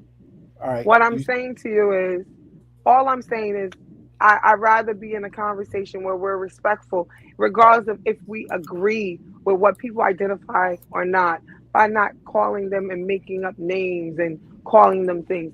I don't think it's right. I will make faces. I don't like it. It's not cool for me. That's All it. right. That was All right. all it. All right. So back to what you said to Marcus. So that's pretty much where, again, if people just take 60 seconds out their day just to breathe, and that's pretty much what my response going to be. Because you pretty much spoke on how he said it. The reason why he said it is because of a question I asked him. I said, "Hey, why do we just on media alone bump outside of just our daily lives? Why do we have to dance and tippy toe over certain things? Because we do in the just on podcast, we do have to be very careful how we say things. The terms was either we'll say the direct term, somehow that'll get a flag somewhere in the algorithm, or a person that's pretty much on their own. Not all, I'm not gonna speak on all transgender group because I know there's some that's like, hey, I'm neutral. I'm not trying to go for this drama, but we do know there's all that Marcus had named, like that commit self crimes, start purposely start rallies. The article between him and Lauren Mitchell about the issue within prison, getting somebody pregnant. It was one that even shout out to Aberrant Preach, where they actually showed where one actually Lily walked into a women's spa, and a woman made a complaint about it, and that started an uproar. And because of that, the protest was they violently assaulted another homosexual woman, and to come to find out, that person had a history of crime a mile long, but nobody even take the time out to report it. So when we come on media, it's either we'll say the name, and then we'll say another term to kind of identify them, and then we'll say another term to identify them, just to kind of like a hint, hint, hint, wink, wink, nudge, nudge, so everybody can kind of understand. So that's pretty much where Mark is coming from when he said that. No, I completely understand. I still think it's distasteful. The word Decepticon means that this, like somebody is doing something devious or doing something where they're not being true. And at the end of the day, if the person is a transgender and they are Mhm. being true and they are accepted, to still call them a Decepticon, I'm not. I don't Okay, find so that what that's what word? appropriate. Okay, so what word would you suggest for Marcus to use? Transgendered. But that's pretty much That's the term. okay. That's the I'll term. be saying, just to be fair, that's kind of a buzzword for most media platforms like this to actually get, you know. So But can you it's think of a specific one? at this time, since I personally am not a transgendered person, the Correct. best person to ask would be one in how they that community to see how they would want to be taught, addressed as. But I'm really Yeah, yeah. I'm really just asking. sure Yeah, that that word yeah, he yeah. used what would not be the most appropriate. And I Okay. don't think he did it with malintent, I don't think as you so. Either. say it. But it is what it is. I just don't understand. I think like P said, I was more than ready to be a part of a conversation in which I could have learned from someone could have learned from me. But when someone is disrespectful, attacking education, attacking, all types of things, it just gets everything gets lost into the disrespect, I guess. I mean, you lost me. I'm just being honest. You lost me with the disrespect. It's fine. Appreciate the man for chiming on in. I don't know how much you heard and saw, but just on base of the clip. So, what's your thoughts process thus far? Because last time we had a conversation, you're a father. I'm guessing a 1 or 2. You do have children, and you do live in this world. I know sometimes jokingly, let me throw your name up there real quick. You do identify as plaid pill, but so your thoughts thus far, sir. I caught the clip, and I caught probably like the past 30 minutes of the show before I came on because I really wanted to know what was going on before I just jump into it. Correct. And then for some reason I jumped into it anyway. So I haven't actually watched that whole documentary. I need to. I was aware of part of what happened to those twins because I've read about that years ago. I enjoy reading things that I enjoy just reading about things going on, strange things. And I always thought it was kind of weird. Like how did you decide to just randomly practice a new electrical circumcision like that? Just randomly say, hey, I'm going to experiment with this kid, see how it works. Now, it seemed really weird from the start. And I didn't know the other studying that he had been doing. I did know that it did not work out well for either one of those boys growing up. He was trying to... this man believed in the delusion so hard that he believed that he could force that delusion onto other people. And he chose children. It's interesting how these people are always choosing children to implore this onto. We're harming, we're harming the youth when we do that. We're harming society at whole when we are attempting to do that. Most ideologies realize you have to focus on them when they're young. Even Christianity, they focus on the youth because they know, well, these are the most bendable. The military, they focus on kids when they're like 16, 17, and 18 because they know that they're the most pliable, most ready to jump into something new. And the difference is Christianity is, teaching values that have been passed down for thousands of ages. And the military is trying to pass down some skills. Both of them have their issues, but they're passing down beneficial social structures. Self-hatred and delusion are not beneficial social structures. Fair enough. All right, we're bringing Lauren. I'll wait for you to come back, and I'll bring it back up. So I agree because I'm gonna be honest. So yeah, I agree with you with what you said. For the most part. Because this is new to, when I first saw the documentary, Wes. I didn't know anything about those two gentlemen. The fact that it went so far back that he posed a theory. Yeah, he posed a theory on just the world, on children, is ridiculous. And the fact that for anybody that didn't know, just for the twins, I'm gonna speak for the twins, just for the history lesson.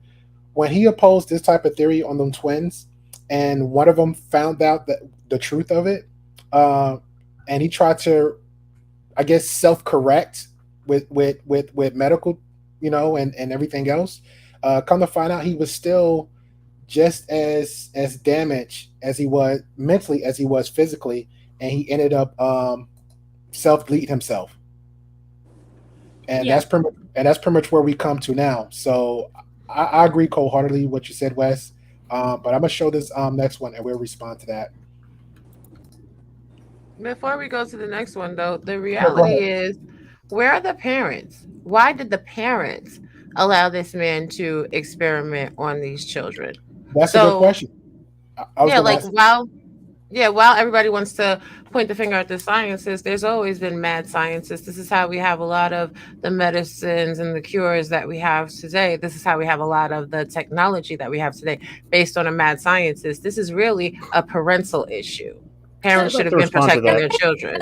This kind of go against your argument then for this whole thing if mad scientists are the ones who are perpetuating this idea and I understand that you're saying that parents are the ones ultimately responsible, but then if they're being tricked, so like imagine you're a parent and you're told if your child experiences gender dysphoria, you are a neglectful parent if you don't give them this experimental surgery. And in fact, in certain states, you could have, especially like if you're divorced and there's a difference in between the parents' opinions, they will transition your kid even if you don't think that's what's right for your kid, so long as the other parent wants to do that. And so the whole issue now is that these scientists are really convincing these parents and confusing them. Gender dysphoria, which is something which is real and something that kids do experience, has been studied for hundreds of years and has been around since DSM-1. We're currently on DSM-5, heading towards DSM-6 soon, DSM-V6 soon,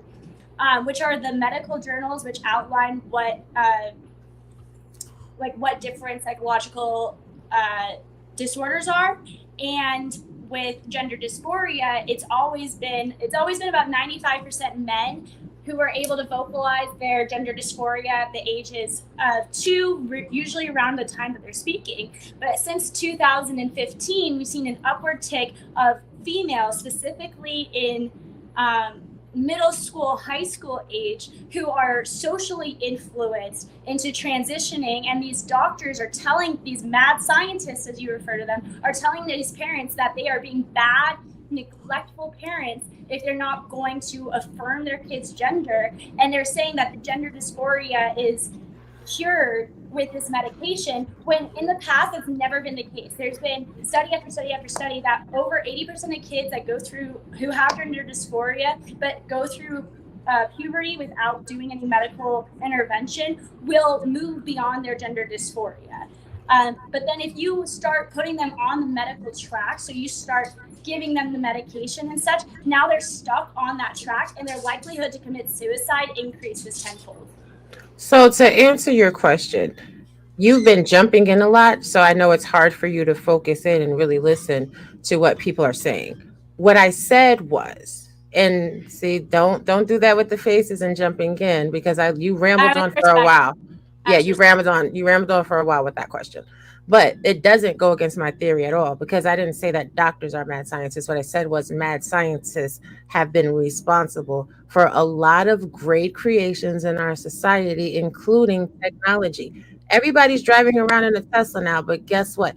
Tesla was ostracized and ran off of a lot of places while he was doing what he was doing with science back in the day. But anyway, the point of my whole entire premise, see, this is what we're doing. We're not going to do, Lauren, because you can really be up here and have this whole show by yourself. You literally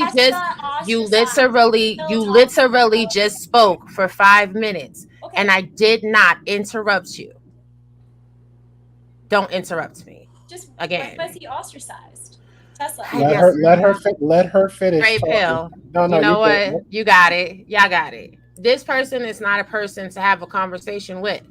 Now you see, you literally, and I did that intentionally. Yeah. Sat here and let her say whatever it is she has to say, and she's been doing that the entire show. As soon as somebody starts speaking, she has to speak. But she had to finish out her thoughts, just like she allowed you to finish. Like I get it. If you want to take notes and come back, then do that. Okay. But she Great pill. I'm not even going to do it. I'm gonna just say this: I don't care about anybody's feelings about the origin of what is happening right now in society. The reality is, there are plenty of people in the society that want people to be so delicate towards their opinions and their feelings and their politics and whatever else. This is a whole group of human beings that live now, right? They're here. They have rights. They're here. They're queer. Get into it. So therefore, don't be disrespectful and dismissive of their whole experience in life because you don't agree with the origin of the choice that they decide to make for their life.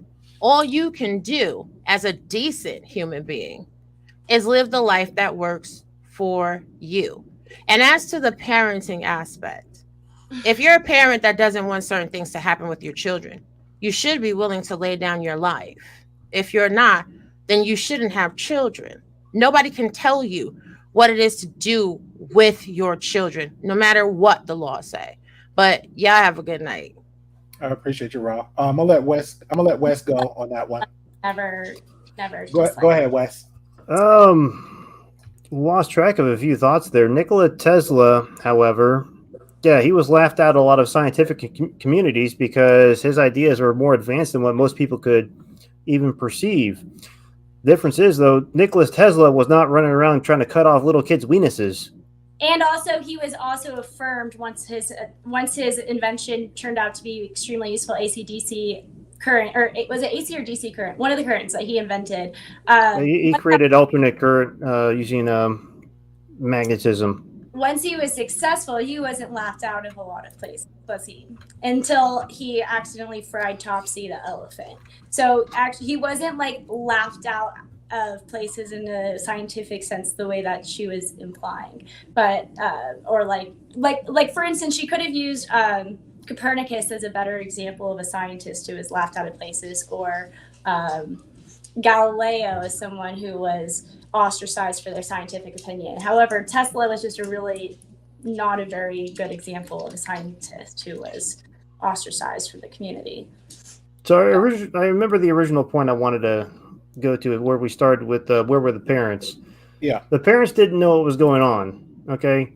This is something I have discovered in talking to older people. They have a greater trust of doctors. I have a rather great distrust for doctors, simply because they're always trying to take control of the situation and just expect you to trust them. So, and I've noticed this, like with my mother and my father, they'll just trust a doctor. I'm like, do you actually know what he's saying though? No. Yeah. So what happened was, especially when you have a child, you trust the doctors. I've been through this, but the doctor is just there. The doctor just delivers the twins and says, "Hey, I need to go take care of this medical procedure that every other boy in America gets right now." And they're like, "Oh, okay." Perfectly normal. They trust him. In reality, he saw this as his perfect opportunity to prove his theory. That's where he started. Yeah. Just and his excuse was, "Well, I was trying this experimental procedure." When do you start using experimental procedure on newborn babies? You don't.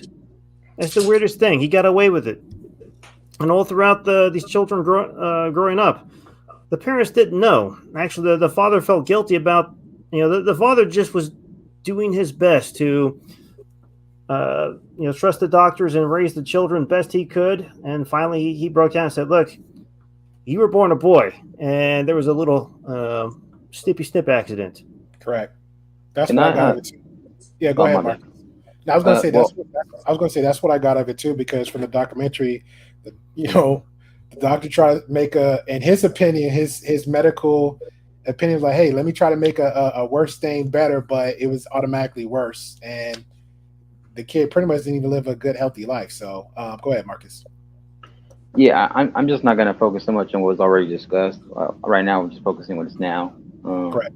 We just live right now in a slippery slope. So now it's, for example, if a person can change their pronoun or their name to whatever it could be however ridiculous it sounds.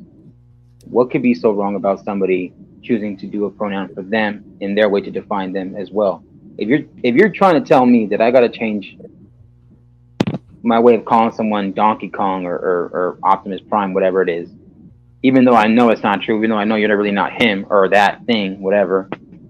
So what's so wrong if somebody labels it a certain way? Also, because it's a business and it's a public platform, YouTube sensitive, that's also another reason why I'll clarify why I use that term. Not to attack them, but just because, hey, it's just the way that some safe words rather than buzzwords.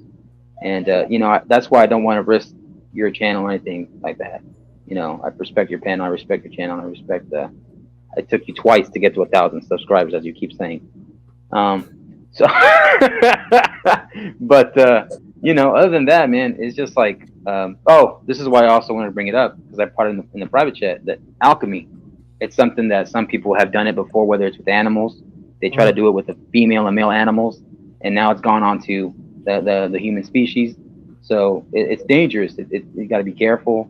They have side effects, genetic defects down the line. It could mess you up, and not to mention, I think Lauren brought it up too.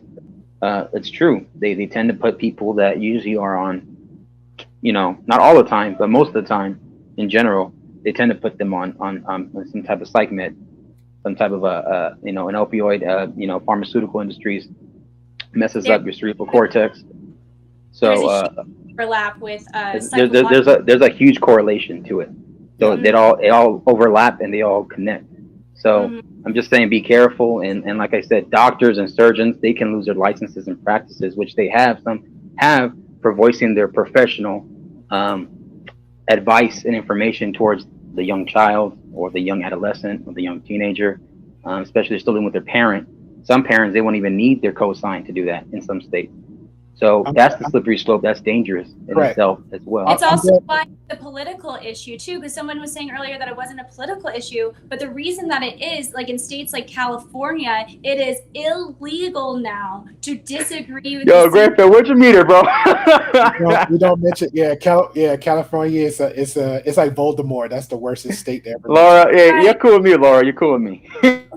Well, they made it a law to make it so if doctors disagree with the CDC on any of this gender stuff or on COVID or on like basically anything, and it's not doctors who are making these laws, it's politicians who are making these laws. So it is a political issue, and it is Democrats who are the ones who are wanting it to be so that kids can get gender reassignment. Sorry. And again, California is just another reason California just need to go. The whole state. I apologize, any citizens. If you're a good person, you're California, just uplift and just. You know who usually says that though is people who want to use in these podunk towns like Alabama and states, and that's where they want to live. That's why they're trying to say that stuff. Don't be shaming California, son. Don't be shaming California, son. I get it, bro. We have our issues, but you have your issues too up in the sticks. Give it time, Marcus. They're gonna get to you too. Hey, they got me on taxes. I identify as the IRS. You better hide your money. And to be fair about Alabama, sir, we have a history of buffoonery, but we don't. All you got is cheap rent and cheap land. That's all you got right now. But we don't have that type of history of buffoonery, you ain't got no pushback, bro. Like I said, you're close to Florida, so they're pretty delusional too. Yeah, fair enough. Shout out to Miami. But yeah, so I was going to show that because that pretty much goes back to another point of the clip that Marcus mentioned too, and what Lauren said too. I'm trying to remember if I have it because actually talk about a political aspect and also what's it about trusting doctors, not trusting doctors, because even on my panel earlier, I have a guest. I knew her, ever since high school. She is a licensed therapist. It's a lot of conversations a lot of these individuals cannot have publicly, even privately, because they feel threatened of what they say or what they can say or what they cannot say, because they will literally lose their license. They will get sued. They will get another type of stigma on them where they might, because they still have an active license, they may not can go to another. They get called homophobic. It's even worse. It's worse than that too. But because on a documentary, I'm trying to remember if I have like a little bit where she actually confirmed something that a lot of people here were saying.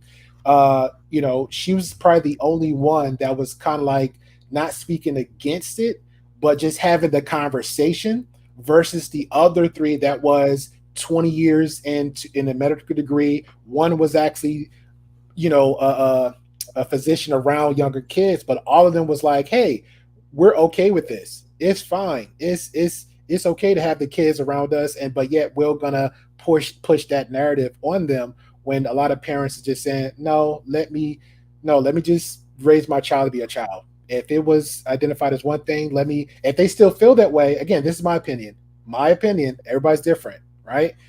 If I have a child, it's labeled as, hey, a boy, he got, the boy parts, one got the girl parts. Hey, I'm gonna raise them I'm not gonna force anything on them. But if they come around feeling and act a certain way, hey, let's see how things work out when you're 18, 21, 25. Because again, you have to live with yourself. I wouldn't put nothing on you medically and surgically on you because that's a high risk and that will affect what you hear. So I'd rather have you, hey, you know what? Let's think about it. Let's go another direction with it versus me.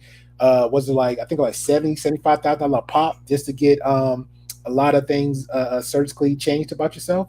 But I'm gonna swap this out and show another clip of a father going the high road on a lot of conversation and what his outcome was. So it might be positive, it might be negative.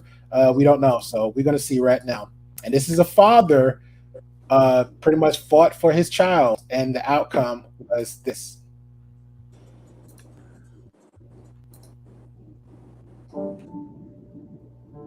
I never fit. I was an alpha female, a sales executive that kind of just didn't fit in any box.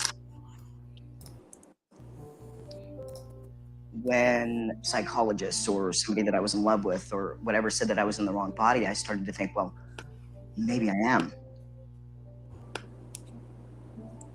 I'm a biological woman that medically transitioned to appear like a male through synthetic hormones and surgery. I will never be a man. Is it transphobic for me to tell the truth? Why is it that a couple hundred years from now, if you dug up my body, they're gonna go, yeah, that was a woman, had babies. Can you tell me about the procedures that you... I've had 7 surgeries. I've had 1 stress heart attack. I've had a helicopter life ride with a pulmonary embolism. I've had 17 rounds of antibiotics. I had 6 inches of hair on the inside of my urethra for 17 months. Nobody would help me, including the doctor that did this to me because I lost my insurance. I get infections every 3 to 4 months. I'm probably not gonna live very long. Was there any real discussion of the risks and the side effects? And No, there's not. And I know that people want to think that there is, but there's not. The truth is that medical transition is experimental. We have studies that said that medical transition helps mental health with kids. They've all been retracted, modified, changed. But the only long-term study tells us 7 to 10 years is when transgender people are the most suicidal. After surgery. But that's transphobic to say.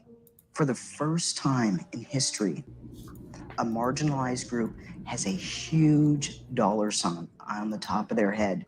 We have 5 children's hospitals in the United States promoting that. What? That's a phalloplasty. That's a bottom surgery. We have 5 children's hospitals in the United States telling girls that they can be boys at $70,000 a pop in a surgery that has a 67% complication rate. That will kill me from infection that I can't sue on.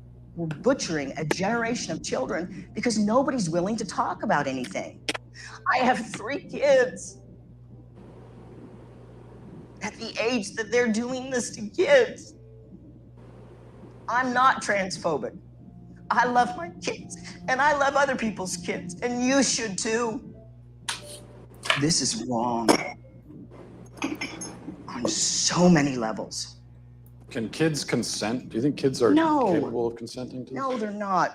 Being a parent is loving the hell out of your kids and helping them see around corners. What's the youngest patient that you've...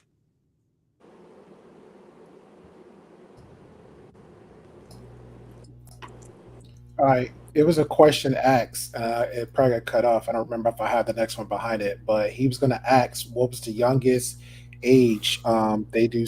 This particular person do surgery on the kids, and it's 16, I believe. Lauren and Wes and Marcus could correct me on that.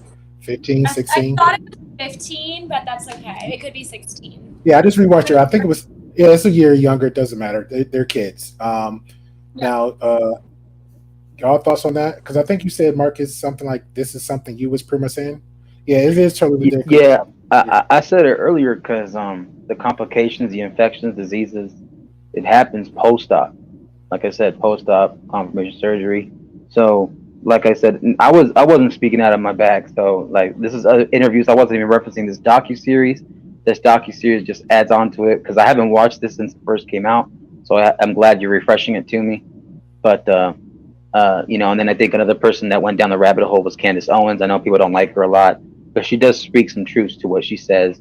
And then other interviews that were individual and other platforms, they spoke about it, and they're, you know, they are suing people, they are suing the hospital, they are suing, I think, other credentials of people that have this insurance with them as well. So, you know, let me address, this since you end mentioned, here. let me address that, BM. And Lauren and Wes can chime in as to one. Correct me if I'm wrong, because insurance really don't pay for this. It's cold hard cash. I mean, insurance may do what they do, but I think I think some. It depends. Okay. But no, the suicide rate, according, there's only really one study out there. It's from Sweden. One of the authors has said odd things about it, but the rest of them have held true to it, and it seems like it's a good study. But it just found that transgender people kill themselves have a highest suicide rate 7 to 10 years post operation. And I think the reason being is, like, you know, I think gender dysphoria is something very difficult to deal with, but I just don't think that the medical transitioning actually assuages any of the gender dysphoria that people feel. So they still have the gender dysphoria, plus now they have all these medical complications. You're once you get the surgery, you can't, like, for instance, if you're born a female, you have ovaries that produce estrogen for your entire, like, for most of your life until menopause. But if I were to transition to a man, I don't have testes to provide testosterone to me for the rest of my life. So I become a permanent medical patient for the rest of my life. And these surgeries have a lot, like vaginoplasty and, oh shoot, I'm blanking on the one, phalloplasty, have major medical issues. So vaginoplasty, one of the major issues with it is that when you get it, you're required to, I think it's once a day, you're required to reopen the hole that they create to Because you could get labial adhesions. And if But you it's don't called. do that, it creates like these pussy, like, crevices within inside you, and you have to get not only a whole other surgery, and then you have to spend another year creating that hole again, but sometimes it's just not fixable. And, like, these are the complications these people experience. So if you have any empathy for anybody who experiences gender dysphoria, just going with whatever they want makes it easier on you. You become the bad guy. Like, for instance, a lot of people think I'm the bad guy for not recognizing people's preferred pronouns or for saying what the truth is. But the thing is, I care about people, which is why I do it. And living in reality and truth is the best way, the most godly way to live life. And So you're I care telling me about. so you're telling me you're going to challenge me every time I identify as Optimus Prime, leader of the Autobots, with the Ultra Matrix in my chest. Wes, you seem like you want to say something about that, sir. I would not challenge you about that. Why would I challenge you about that? Because then that means I can't live in my fantasy either. Okay. Plaid Pill, is he not? What is this, That's Fortnite? the reason I'm here. I could have sworn he was Optimus Prime. Like, give me Yes, I am. Yes, I am. I identify as Optimus Prime, leader of the Autobots. I do have the Ultra Matrix. Optimus Prime Chocolate Edition.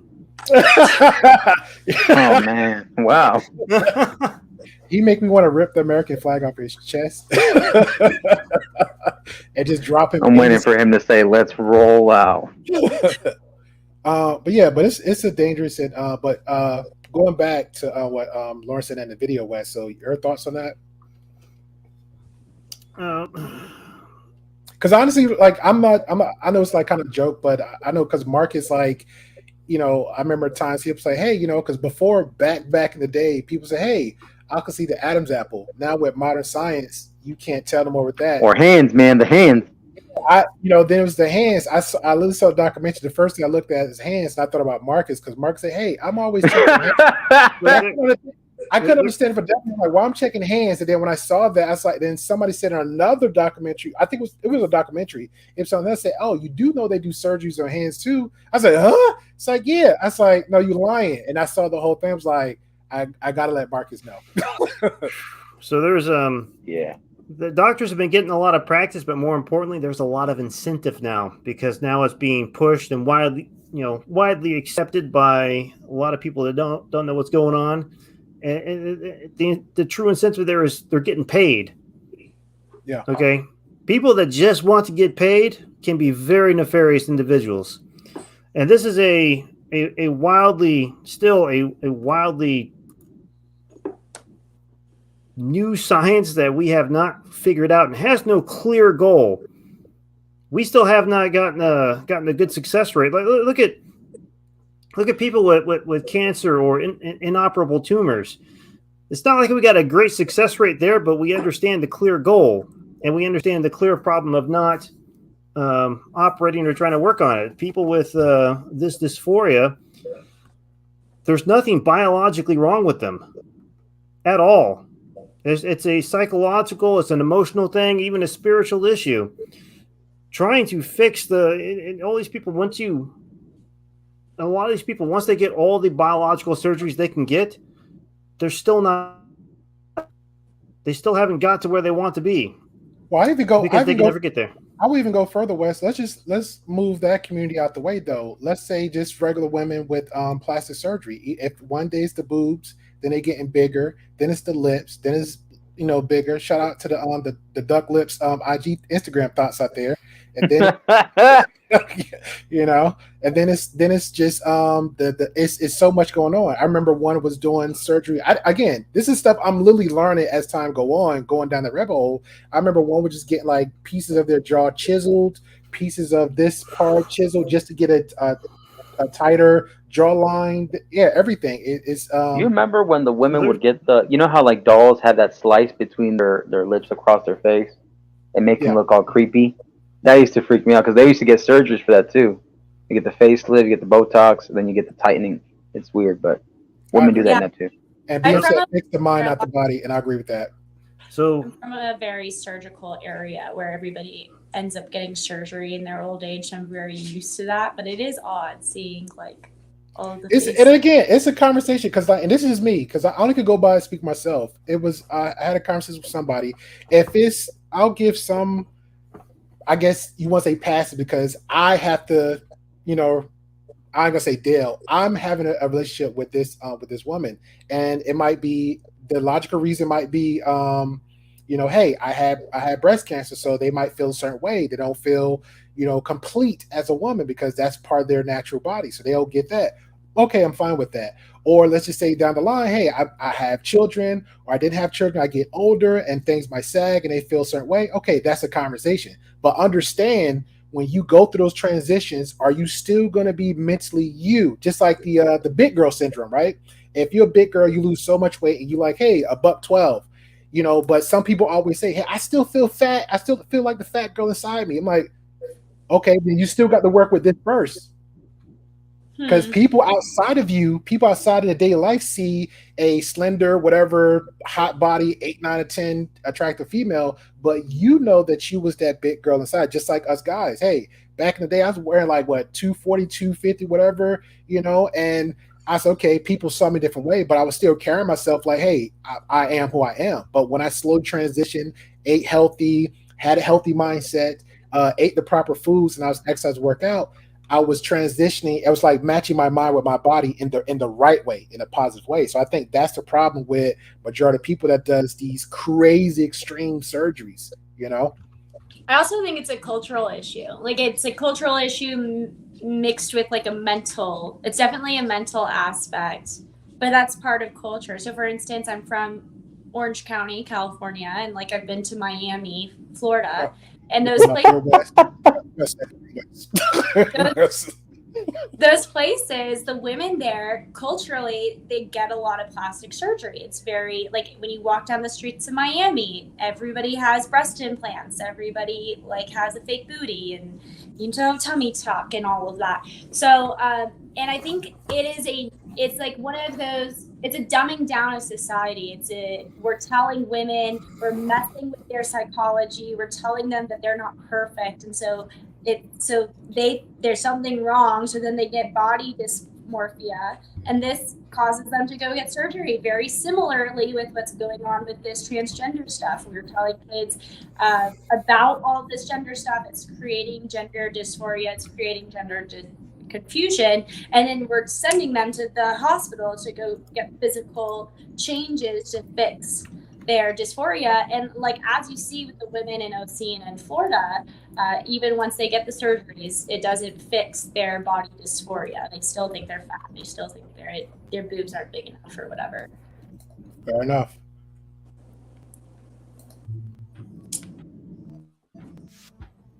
Hello? Hey, is this? This is, yes. Hey, it's Matt Walsh. Where are you right now? I'm in Vancouver, British Columbia, Canada right now. Are you able to leave? I'm not able to leave BC. I can't even go to another province in Canada right now. And it's because I'm technically out on bail. What happened exactly?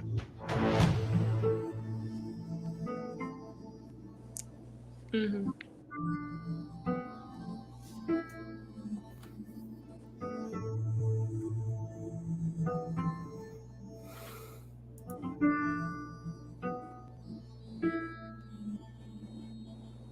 How exactly did this get into the courts to begin with? Right. So what happened is we set up a meeting with BC Children's Hospital.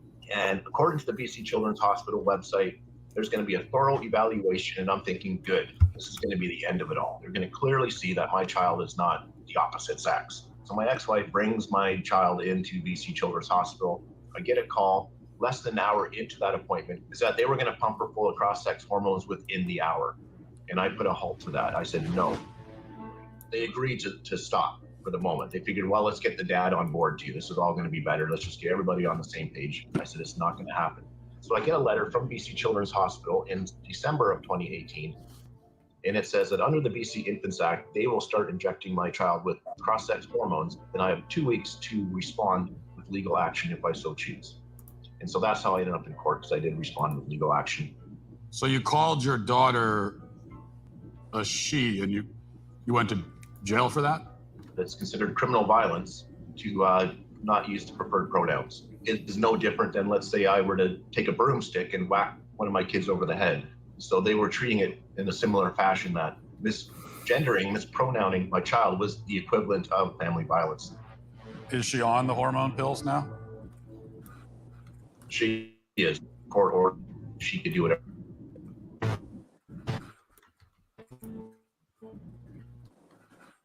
In 2010 until 2005,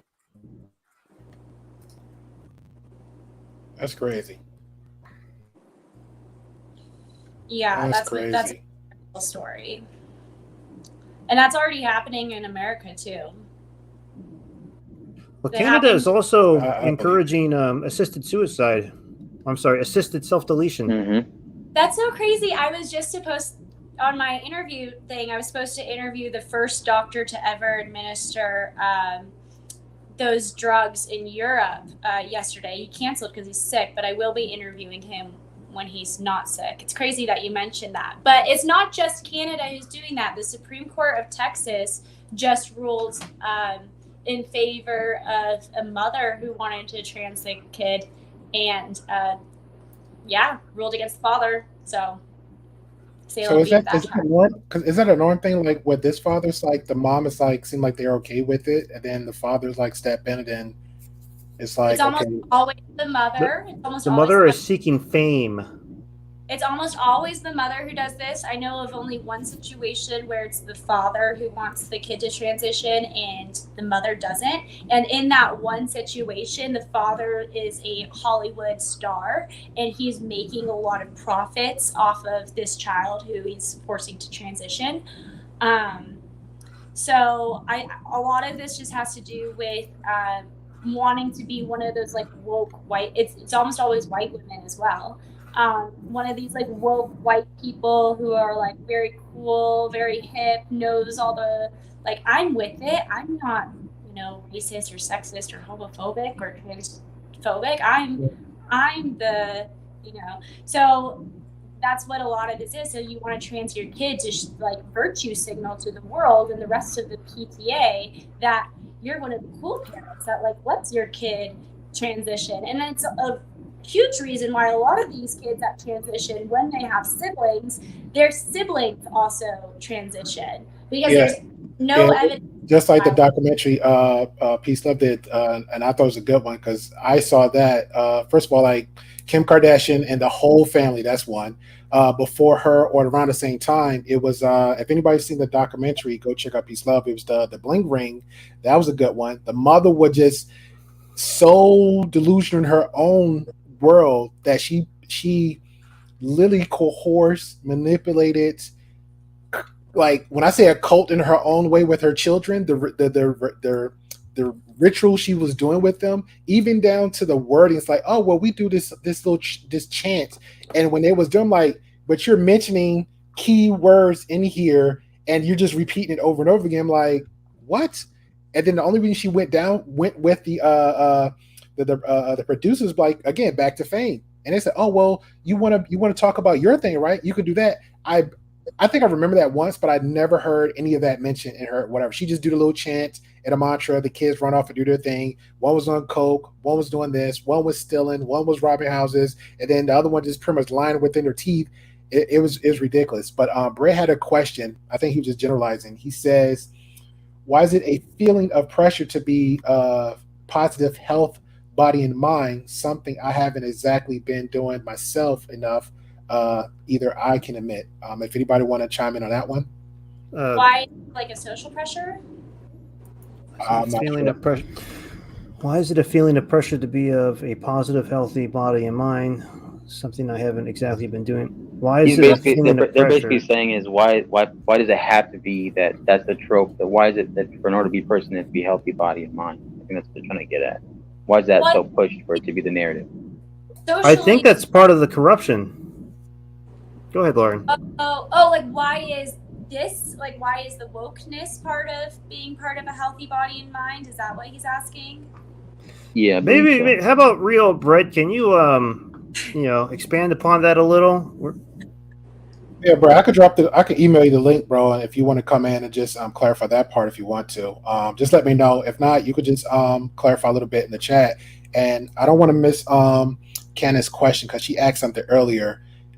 Pretty much there's more people on, but we'll try to answer the best we can.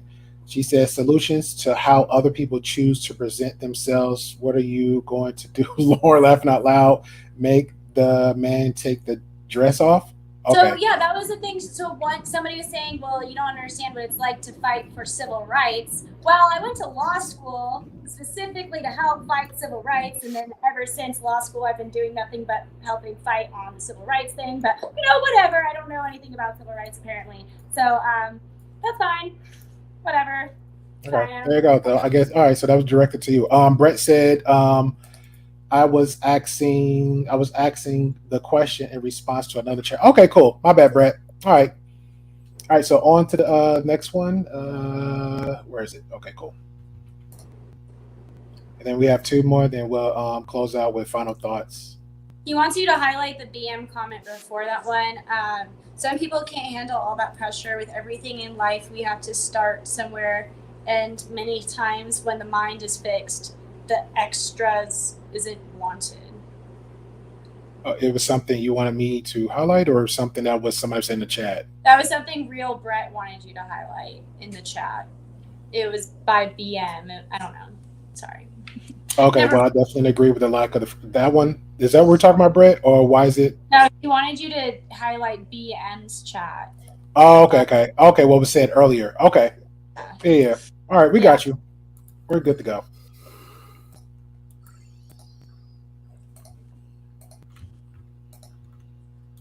Yeah. No, another civil rights thing that's really been bothering me with this whole issue, other than the parental rights, which is really important, is the right to speak. Like okay, sorry. Yeah, we're not gonna throw jabs. I know one. No, I'm not trying to throw jabs. I'm literally talking about this subject. Like, people are being told you have to call him by their preferred pronouns. You have to refer to people as this. It is disrespectful to refer to them as anything else. And it's like, we live in a society where we have a First Amendment, where we have a freedom to speak, and a huge issue that many conservatives have with this whole transgender movement is the restriction of speech. Dr. Jordan Peterson, for instance, quit his job at the school in Toronto, at the University of Toronto, because they were trying to compel speech on him, which was the preferred pronouns of his students. Yeah, And so, and yeah, the forced speech is an issue. Yeah, and I appreciate you, Lala. Yeah, because again, when I say I took a long time to want to have this conversation. Somebody by the name of Classic Ruby, she was just going to be one person on. I actually spoke to transgenders to try to have them come on. They would just blah about it. Didn't want to come on. I even said, hey, you want to come on? I just want to present to you this and get your input on it so I can take notes. So if you have possible questions, so you can have your voice and I'll bring it out to open. Majority didn't want to do They that. don't want to admit that they messed up. And it wasn't even a debate. It was just, hey, watch this. What's your thoughts on it? Hey, what do you think about this? And then I'll take notes and I'll bring it. I don't have to say, hey, is this person name or whatever. I didn't even want to do any of that. I made it very clear. It was pretty much the most neutral conversation you get of anything. I just want to hear if you have a feedback or your thoughts. I'm good with that. Not a problem. I had a friend that wanted to come on to have a conversation because they're passionate like you, Lauren, and just FYI, they are Black. I don't even that makes a point, but they're very hyper, whatever. We know them in certain spaces. Shout out to Classic Ruby. She co-hosts and help out Melody on her channel all the time. Does a lot of late nights panels, and that's pretty much where our intertwine was. It was a lot of scheduling. She does like 11, 12, whatever. I'm like, I don't know, So that's pretty much came down to. But it took me a very, very long time to actually want to have the conversation, invite people. Everybody's different. I really didn't want to do live panels. It's hard to get guests on. It's hard to coordinate time. Heck, just even commit to saying one day a week. We're adults, right? If you say 7, it's 7. So it is what it is. So I appreciate everybody for coming on, take the time out their hands to have the actual conversation. So I appreciate you, TC. Thanks for having us. No Sorry problem. Oh, you're good. Everybody argues. Welcome to the Grey Pill Podcast. Okay, because they were insinuating where he hit 1,000K subs twice. I was You know feeling what? really. You got to say that when I'm actually my face is up in front, Marcus. Let me go ahead and put my face up there again. Where he hit 1,000K subs twice because he won't stop saying that. Get a bumper sticker. Twice. Shout out to the haters out there. Wait, you lost your channel? Is that what you're saying? Nah, it's a whole conversation. It's an inside joke. I never lost it. It's been here. Okay. It's a lot. It's a lot. That would make me cry if I had reached 1,000 and then it got swiped. Ooh, cry. I would cry. Yeah, then I'd have went somewhere else. I wouldn't even done YouTube no more. There's no such thing as a gender-affirming therapist. That's a contradiction in terms. Why? Because you don't affirm if you're a therapist. It's not your business to affirm. You come to see me because there's something wrong. Maybe you come to see me because a destructive element of you is wreaking havoc in your life. I'm on the side of the part of you that wants to aim up, man. That's what I'm on the side of. Okay, now I don't know what that means in your case, but we're going to talk about it. Am I going to affirm what you think? No, it's not up to me to affirm it. You don't get a casual pat on the back from a therapist for your pre-existing axiomatic conclusions. That's not therapy. That's a rubber stamp. Is anybody at any point explaining to these kids the real long-term consequences of hormones and puberty blockers? I don't think they're explaining it to the kids. So that has frightened me that it's become that we're even talking to the kids about it at 10. We're presenting it in schools. So this generation, they're the lab rats. Biological sex, binary. It's been binary for like 100 million years, longer than that. Temperament is not binary. Temperament or personality. So it's gender. Temperament is gender? Well, gender is not a good word because it's vague and it isn't measurable. So do we need it? Why can't we just say temperament? What do we even need the word gender for? Well, I don't need it. Yeah. But what I would say is that people who talk about the diversity in gender are actually talking about diversity in personality and temperament, but they don't know. You can have a masculine temperament if you're a woman. Maybe 1 in 10 women have the average temperament of a man. And you can have feminine men temperamentally. And it's not that uncommon because the differences between men and women temperamentally aren't that great. There are masculine girls. There are feminine boys. What are we going to do about that? Carve them up? You, as someone who started your professional life, transgender.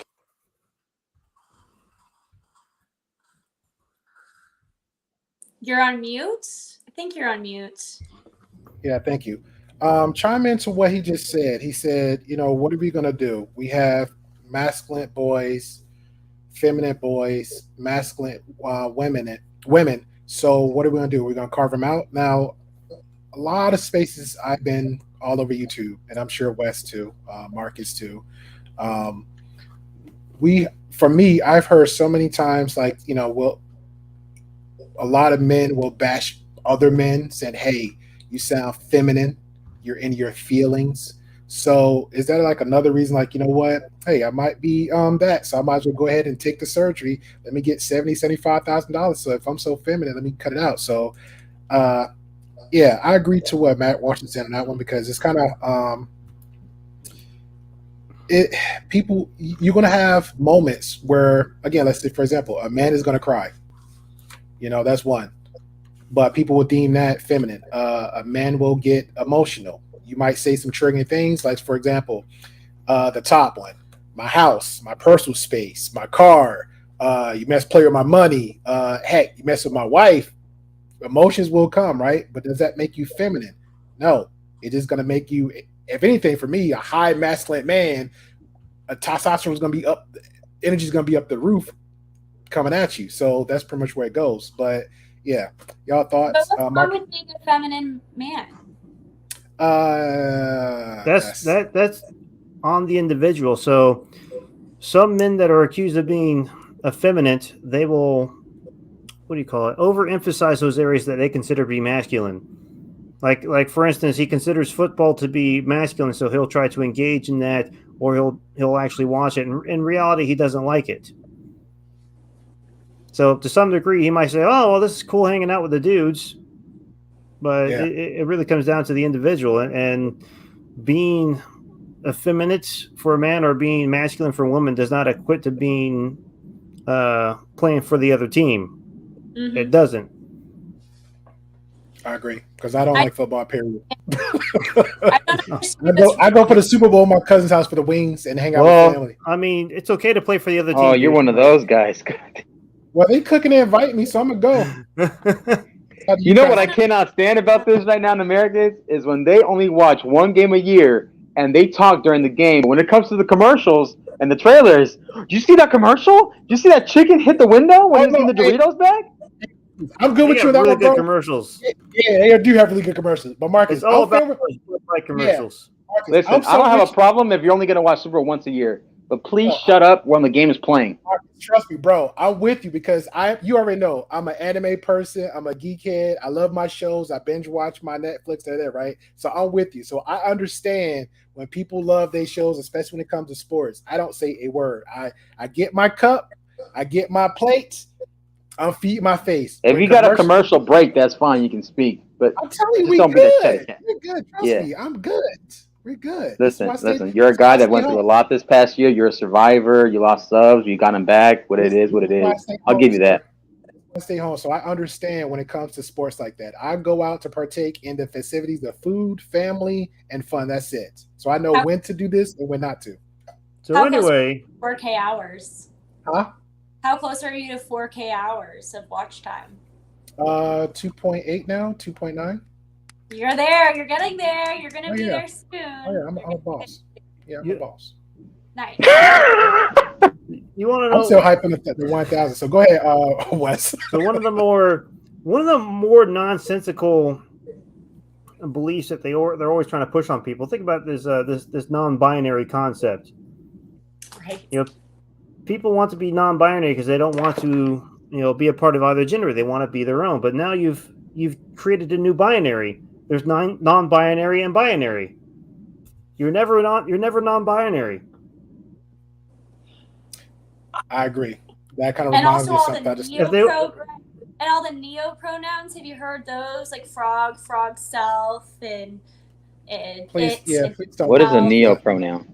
You don't. Go ahead. Oh, let me tell you what a neo pronoun is. So basically, you could choose. I'm gonna let her explain this to you, Mark, because I'm gonna drop me and you, Wes.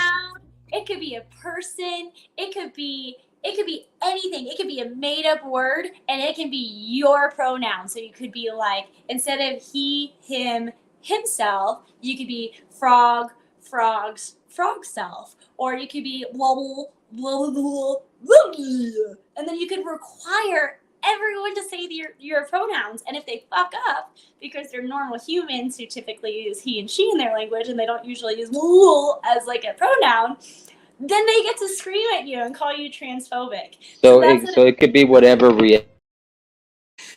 think of or reaction. It could be any word. It could be any sound. It could be a thought. It could be anything. It is anything. And if you get it wrong, then you're transphobic. Makes you wonder, why would anybody want to live in California then? It's such a mess. You better watch out, Wes. You're in Georgia right now. You better watch out. I ain't gonna lie, he tried to hold it. He tried to hold that poker face.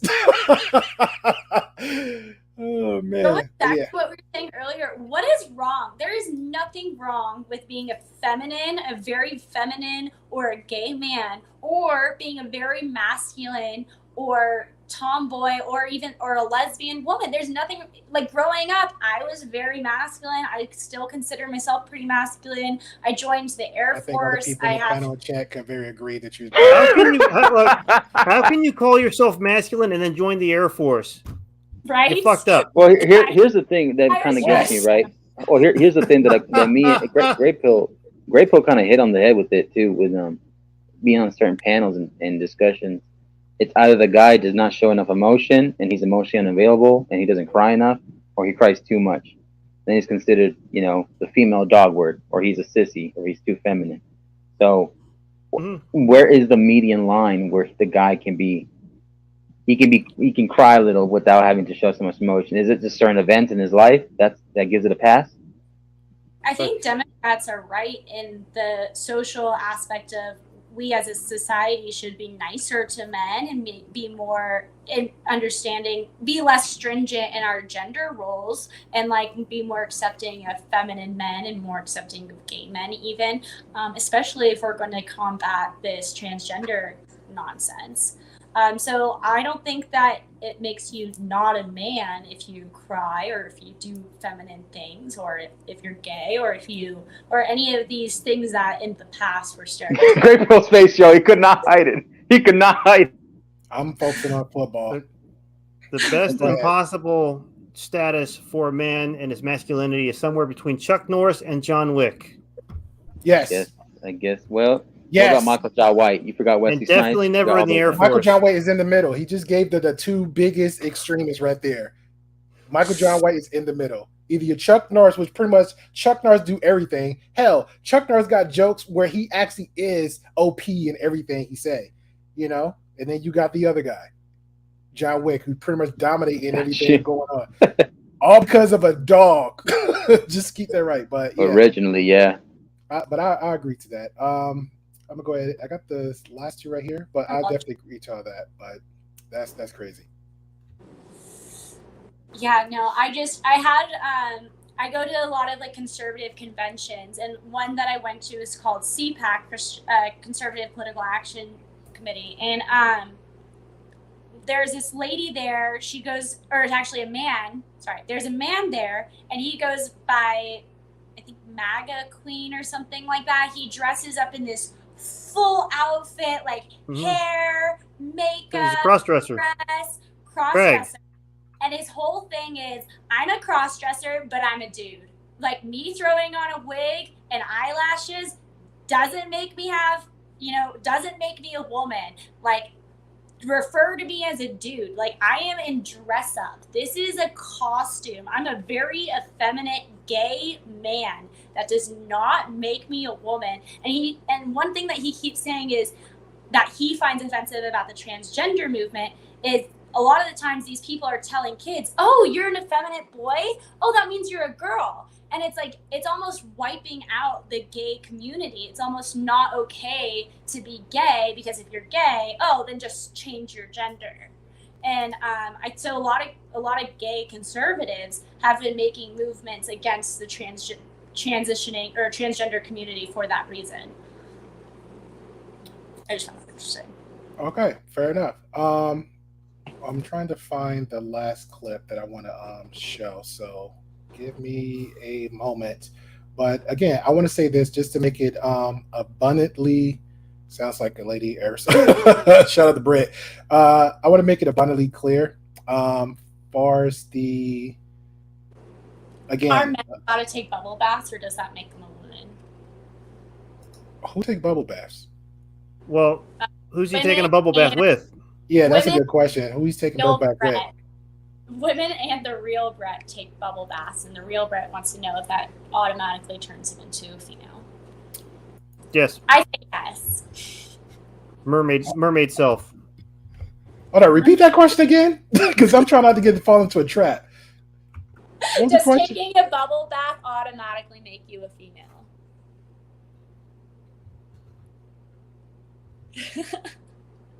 Does it? No, I don't think so. I think it was just a joke. I don't think so. I have salt. Yeah, I'm gonna hit you up.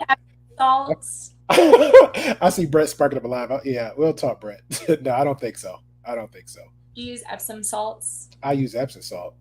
Yeah. But it depends though. If I got like that long day, like, you getting older, it's Epsom salt. But if it's like, and not just I take showers, so it's like a shower, stretch, then bed. Okay. Loofah or washcloth or hands? Okay, the glove loofah, because I think I upgraded. I'll have the rag. Who even uses sponge anymore? I don't know. I think I upgrade. It's like levels to it. Like I got the rag, I got a sponge. You know what I'm saying? That is me. Yeah. Out of West, Marcus. And nobody better say, yeah, man, I rip off my shirt and then I'll scrub myself with it. I don't want to hear no crap like that. I got like a back loofah and, make sure to take care of my face at night. Keep myself looking young. You up by 50, just gonna throw it out there now. What? Marcus? Marcus, you there, bro? Marcus. Probably taking a water break or pee break or something. Yeah. Just wash your hands, sir. Yes, I'm aware that the Air Force is the lamest branch, okay? There's only 3 service academies. It's hard to get into any of them. I'm happy that I even got into one, okay? What's up to WG? Appreciate you. Is there a height requirement to go into the Air Force if you're trying to specifically fly planes? Because somebody tried to tell me that, and I heard so it's a height requirement. There's a height requirement not only for flying planes, but I'm pretty sure there's also a height requirement just for being in the Air Force. No, every branch has a. I don't think you can be a little person and join the services, unfortunately. Well, what about 5? How tall is this person? Like 4'9", 5 feet even? 5 feet, yeah. I think the cutoff is like 4'8". Isn't it different for men and women? I think it's different for men and women. It is. It is. It's different between men and women, and services set their own standards for height, weight, and. Another thing, this gender issue confuses. So if we have certain requirements for male service members, and then a man transitions to female, do they get the lesser requirements? As of right now in the services, they do. Woo. So the Army has spent the past 5 years trying to create a gender-neutral scoring system for their physical fitness test. It's been impossible, and they keep getting hammered on by Congress because they can't get it. They're so ageless and genderless. It's not happening. Do you know how fat our service has gotten since I've left? Everyone I talk to who's in the military is like, oh, our PFTs, they're either not happening or they've decreased the standards and everyone's fat. everyone's bad now. How long you were serving? Oh, very, very short amount of time. Like, yeah, like a year and a half. So you got like pushed out for your attitude? Yes, exactly. I believe it. You're my buddy should work well together. He No, just I had, yeah. he would come out. He would come out and punch a wall. It was crazy, Wes. He'll come out. He told me this crazy story, and I wanted to slap him. And then he'll make the excuse like it was two stories. He was hanging out with a buddy, and I guess he was talking a lot. He was drinking a lot, and then what's going on? Tip that word. Appreciate you, man.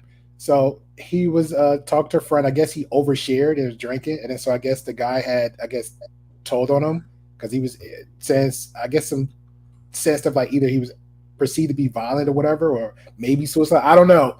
And then so he went to the office. They told him about it. He came out to start punching walls. It's like, bro, what are you doing? And there's another incident where he was in class where you post I guess homework or something assignments. So he asked his buddy like, hey man, do you mind getting the homework for me or whatever to take notes and I can get it from you later? He's like, sure. He never did. So when he came to class, he pretty much failed. So he got mad at the dude, and the guy was like, another panelist that comes on as a guest of mine, he's like, told him like, that's not his responsibility, that's yours. That's literally how it works here.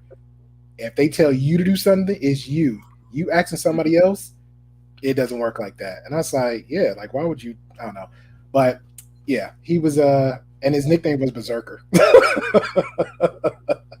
Yeah, low key we call him Dumpster Baby, but it's mainly Berserker. Yeah. No, the way my contract worked, it just worked. You could leave anytime within the first 2 years, but if you stay longer than that, you owed an extra 7 years. So I dipped within the first 2. Oh wow. Was that a national defense contract? That's any service academy in Annapolis. Oh, okay. Now I'm tracking. Yeah. Well, I wasn't catching on to the service academy part at first. Okay. Yeah. It's still active duty. Like you still have a CAC. You still can get deployed if need be. It's never happened in the history of service academies, but it's technically you have the uniform. You have to wear it. You have to be here on weekends. You have to live in barracks. Sometimes, right? You have to do ESET and SEER and basic, obviously. Well, congratulations to all y'all, because all I did was RTC for 4 years in high school. So there you go. So you were the most who of all of them? Yeah, I was a beast in there. I was a beast. All right, I couldn't find the clip, so I'm gonna play the last few minutes of the actual the ending of it. So it's gonna end off, and then we'll just close out for final thoughts from there. So again, I appreciate your guys for chiming on in, and I appreciate you. Where is it? Okay. We did miss the clip where he says, "How do you know you're not a cat?" You know what I'm talking about? Yeah. I was thinking about that, but I was like, I don't want to spoil it for anybody that's actually, learning about the documentary, because they like real talk. The conversations we're having, or the lack of, or the information being brought to this, it doesn't do this documentary justice at all. Like it really doesn't. When the first time I watched this, my mind was blown. He put this in so much great order, Wes. It was ridiculous. Even down to the protest, because again, he was the first half of it. He was genuinely asking a question: "What is a woman? What is a woman?" People could not answer the question. Scientists, doctors, all these people, but they will either. It was one particular I was going to say, but I said, "Nah, let me just leave that." It was one guy in particular. He was just like he gave him the questions before he came there. Like most professionals, shout out to TheGreyPillPodcast. Sometimes we'll wing it. Sometimes, because I understand people is very uncomfortable with topics that we have. So they'll generally ask, hey, what type of questions you're going to ask? Because I have a brand, I have a platform, so I don't want to be kind of lopsided or led astray in some way. Great, no problem. You give them the general basis of the question you're going to ask them. He had all the questions, and the main one was, what is a woman? And all he did was argue with this dude to Matt Walsh about what is a woman. And the word salad was ridiculous. And then he got upset with him, told him like, oh, well, you got like more like 30 seconds until, you walk on a thin ice and I'm going to leave. And he's like, okay. It's like I said, great. About the college professor, right? Correct. Yeah. And he was like, what is this, a word professor or something? Yeah, that's his whole thing was like word science or something like that. And he's like, this is why I came here. didn't he teach gender studies or something like Yeah, that? yeah, that too. Gender studies professor or something. So like it's like literally the person who you think would know the definition of the genders, you know. Right. But yeah, no, it's such a great doc. Another good one, if you like this one, if you like What is a Woman, you should also check out the BLM documentary. That one was. Yeah, that's on next on the list. I saw that You too. haven't. Oh, you have seen it. You No, I haven't haven't seen seen it yet. I got buddies, they big documentary fans, and I'm like on a sci-fi and everything else, they'll shoot me one. I think the last one I watched was Miss Cleo, and then now I'm like going down a little slowly, picking them off one at a time. So that's next on the list. But I definitely want to chime in on the one I'm thinking of watching tomorrow, and I just had a brain fart. I can't remember the name of it, but it's excuse me, this the Sins of the Mother. So that was a good one. So I'll be checking that out tomorrow possibly. So yeah. All right, here we go. We're up against a battle here, up against a hill that perhaps, we're not going to necessarily win today, but if we don't pave the way for a win, we'll never get there. So we're going on this journey. Boys can be girls, girls can be boys, men can be women, women can be men. It makes me wonder, what is a woman? What is a woman? A woman is someone who claims that as their identity. It could be many things to many people. I think the question really brings up the fact that it is pretty relative, right? That if you ask women across race, across identities, across class, across culture, you will get a different answer. Some of it is, based on biology. Some of it is based on hormones. Some of it is based on what you wear and how you present yourself.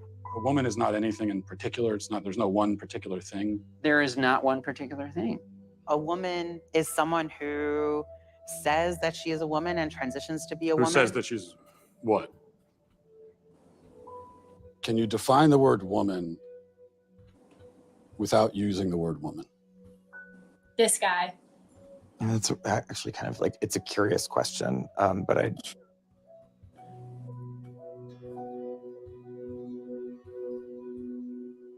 We've been journeying across the country asking people this question, and almost nobody can answer it.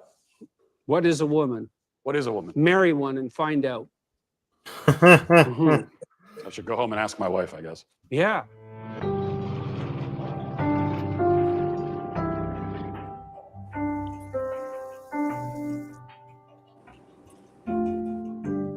Hey, I've been meaning to ask you something. Uh-huh. What is a woman?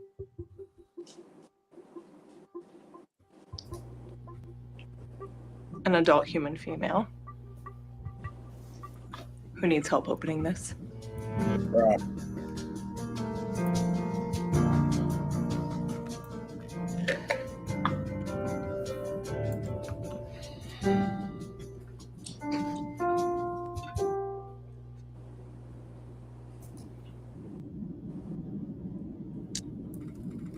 I love Matt Walsh. Said it perfectly. All right, so this is a good conversation. Like I said, say the least. Again, this for me. It took a long time to think about this. Yeah, that's the question of the day, Andrea. What is a woman? So if you can answer that question for me, Miss Nash, I'll be happy with your answer. Whether I hate it, like it, love it, I appreciate a answer. So if anybody in the chat can just give me an answer, what is a woman? I'm okay with that. It's either or. I'm still going to sleep good tonight. Again, I appreciate the conversation with everybody came in, whether he came in, left, came back in again. I'm okay with it. It is what it is from that point. This took a good while for me to work on this. It wasn't an easy one to have. I do understand on most levels of some that, people feel uncomfortable having conversations like this. Because again, people do have career jobs, sometimes it's 9 to 5, sometimes career, sometimes it's like, hey, if you're active, I have buddies that's active serving our country. It's some things, conversations they can't even say now. When they get out, they run their mouth 24/7. That's pretty much just how it goes. Me, again, I'm generally concerned of the perspective of every person going around the board what they have to think about certain topics. So for this one, this was more serious, a very sensitive topic. So I appreciate everybody just coming in and have the conversation. I am gonna chime in on that systemic racism one. I think that might be a good one, but I have to be very selective who I pick to come on for that one. So we'll have that conversation for next week. But just be look out Definitely for. want to be here for that. Yeah, that sounds like a good one, man. We'll talk, but it was already. I was quiet though. I was quiet just to let you know. Yeah, that sounds like a good conversation. But that was one I was thinking of for next week. But check me out tomorrow. I might just go ahead and do the reaction documentary on Sins of a Mother, and I'll ask Peace Love if she want to come on because that's pretty much her thing and her channel. So definitely check her out on her, and she does reactions for documentaries. And yeah, let's see what we do for tomorrow. Wes, Marcus, Lauren, Peace Love, Betty, Robbie, appreciate y'all for coming through. Your thoughts, and we'll go with Marcus, then Wes, and then Lauren. What is a man? What is a man? What is a woman? No, it's a great stream you had, man. It was tense. It had a bit of everything. That's what's called the Gray Pill Perspective, Gray Pill Podcast. Podcast. It is what it is. And you know, what's so wrong with something being in the middle? Why does it have to be so far left or far right? You know what I'm saying? You know, sometimes you just want to find answers, want to find context, and sometimes these answers they may hurt because reality sucks. Reality hurts. So, but you know, you make the best of what you got. So, shout out to y'all. Shout out to the panel. Shout out to the chat. You know, you catch me here modifying. Shameless plug, sir, because I gotta ask permission, like always, if I may. Oh, yeah, sure, man. You know, you know, we're hosting a new episode, a weekly drop, which is like weekly media, with on JVJ Network with Wally, aka Wallyverse Media, Welltop Productions himself, co-hosting. We talk about anything from certain topics like this, just like Great Pill, anything from Joe Rogan to anything coming into politics, sports, etc. So it's enticing. It can be, you know, kind of like this exact same panel experience, maybe a little bit different, people with different perspectives. At 7 p.m. Wednesdays, Pacific Standard Time. That's 9 p.m. Central, 10 p.m. Eastern. So I appreciate you, bro. Shout out to you. Congratulations again. 1K twice. So you know, just waiting for you to get monetized. You're there. You're close. You're like 3/4 of a stretch there on the watch hours. So shout out to Wes. Shout out to Lauren. Shout out to Betty. Shout out to Rob P. And Peace, Love, and everybody else who was here. So peace, y'all. All right. Well, Wes. I think a common thread throughout society we're dealing with now is self-acceptance and self-love, and you see some people seeing an opportunity there. Well, let's exploit that place where somebody dislikes themselves. Let's exploit that part where someone is unhappy because they can see they get validation out of it. Every once in a while, you meet someone that's always trying to convince you to believe one thing because they believe that if you believe it, they can believe it too. If somebody else participates in their delusion, suddenly their delusion is less delusional. It just makes a hard faller, you know, down the road. So a lot of times when I close out a conversation like this, I'm trying to tell people, you know, learn how to make the most loving decision for yourself that you can. You know, all these people that, you know, spent thousands of dollars and went through all this pain and had all these surgeries, the vast majority of them were very miserable at the end because at the end of it, they realized, well, I'm never going to get what I want. What I want isn't what I thought I was pursuing. Thank you for having me on here. I'm sorry I showed up late. Are you good, man? Appreciate you. Lauren? Well, I want to start off by apologizing for being hostile. I also want to say that I think that it is really important to talk to people who disagree with you. So I would really like to talk to those three women again in a better way, try on a blank slate and start over and have a disagreement cordially. That being said, I'm really glad that we had this chat. I think that it was a very cool stream. I had a great time, and I thought that it's such an important topic because people think I want to be the nice guy, I want to be the good guy, so I'm going to just tell people what they want to hear. If they want to hear the she, or if they want to hear he, I'm just going to say that. And if they want to be called a woman, I'm just going to call them that. But in the end, it's sometimes the nice thing to do isn't what people want you to do. The nice thing to do is to be honest and, be honest with the truth, because it's important. And it's not only nice to that person in the long run to prevent them from the whole medical realm, but it's also nice to society, because society needs more truth, because we're lacking that with the whole wokeness and the censorship and everything. So yeah, thanks for having me. Okay, thank you. All right, everybody, catch you. I'll say tomorrow. Screw it. I'll do the documentary tomorrow because I think it's really good. So catch y'all tomorrow. I may say not tomorrow. Excuse me. Saturday. It's Friday. Everybody still got a life.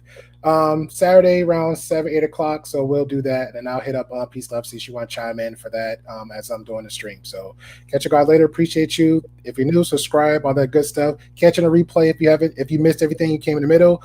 Go.